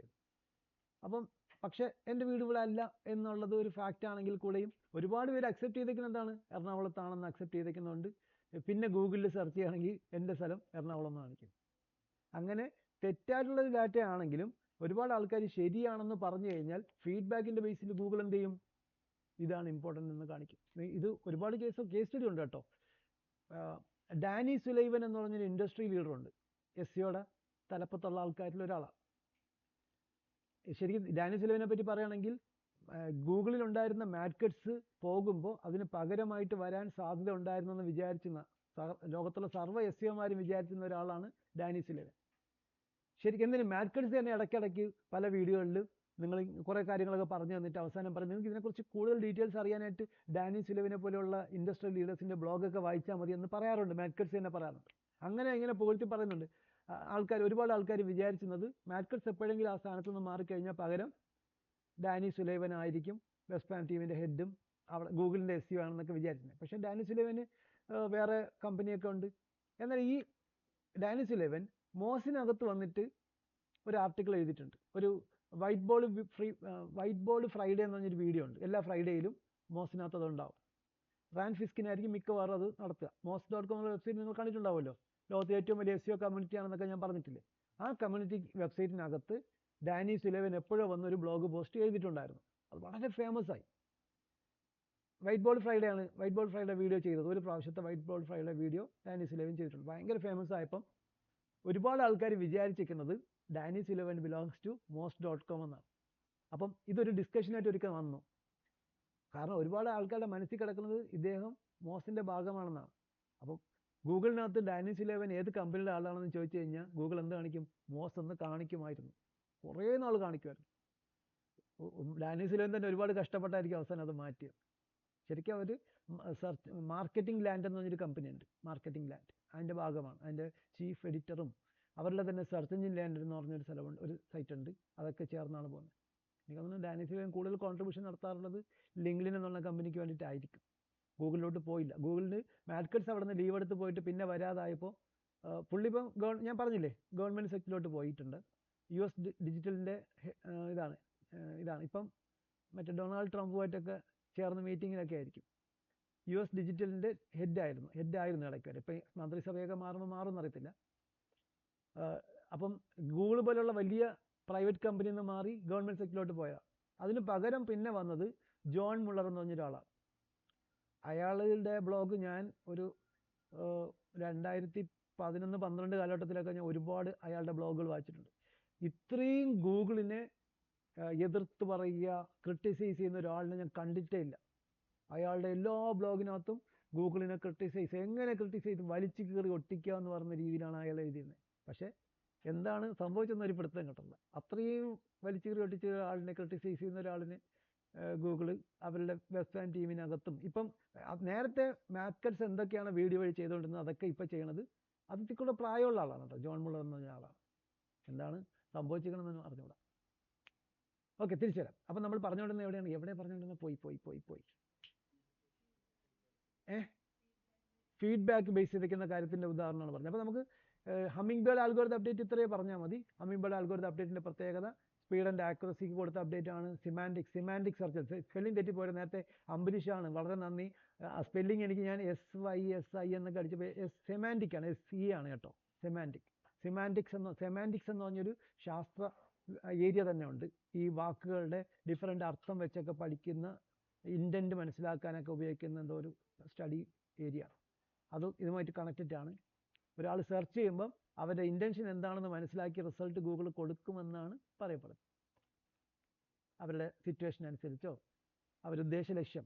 ഇപ്പം ശരണ്യ സെർച്ച് ചെയ്തത് ഇന്ന വാക്കാണ്, ആ വാക്ക് ശരണ്യ സെർച്ച് ചെയ്തത് വഴി ശരണ്യ ഉദ്ദേശിച്ചത് ഇതാണ്, ഉറപ്പാണ് എന്ന് ഗൂഗിളിന് കൊടുക്കാൻ പറ്റുന്ന ഒരു സംഗതിയാണ് സെമാൻറ്റിക്സ്. ഓക്കെ, തിരിച്ചു വരാം. അപ്പോൾ നമുക്ക് നാളെ തിങ്കളാഴ്ചത്തെ ക്ലാസ്സിനകത്ത് ഇനി പഠിക്കാനുള്ളത് റാങ്ക് ബ്രെയിൻ എന്നുള്ള അപ്ഡേറ്റാണ്. റാങ്ക് ബ്രെയിൻ ഇപ്പോൾ എഴുതി വയ്ക്കേണ്ട, തിങ്കളാഴ്ച പഠിക്കാം. Okay, bye bye. അപ്പോൾ നമുക്ക് ഇന്നത്തെ ക്ലാസ് ഇവിടെ വൈൻഡപ്പ് ചെയ്യാം. ഒരു 8 മിനിറ്റ് വൈകിപ്പോയതിൽ ക്ഷമിക്കണം. അപ്പം ഞാൻ ക്ലാസ് സ്റ്റോപ്പ് ചെയ്യാം.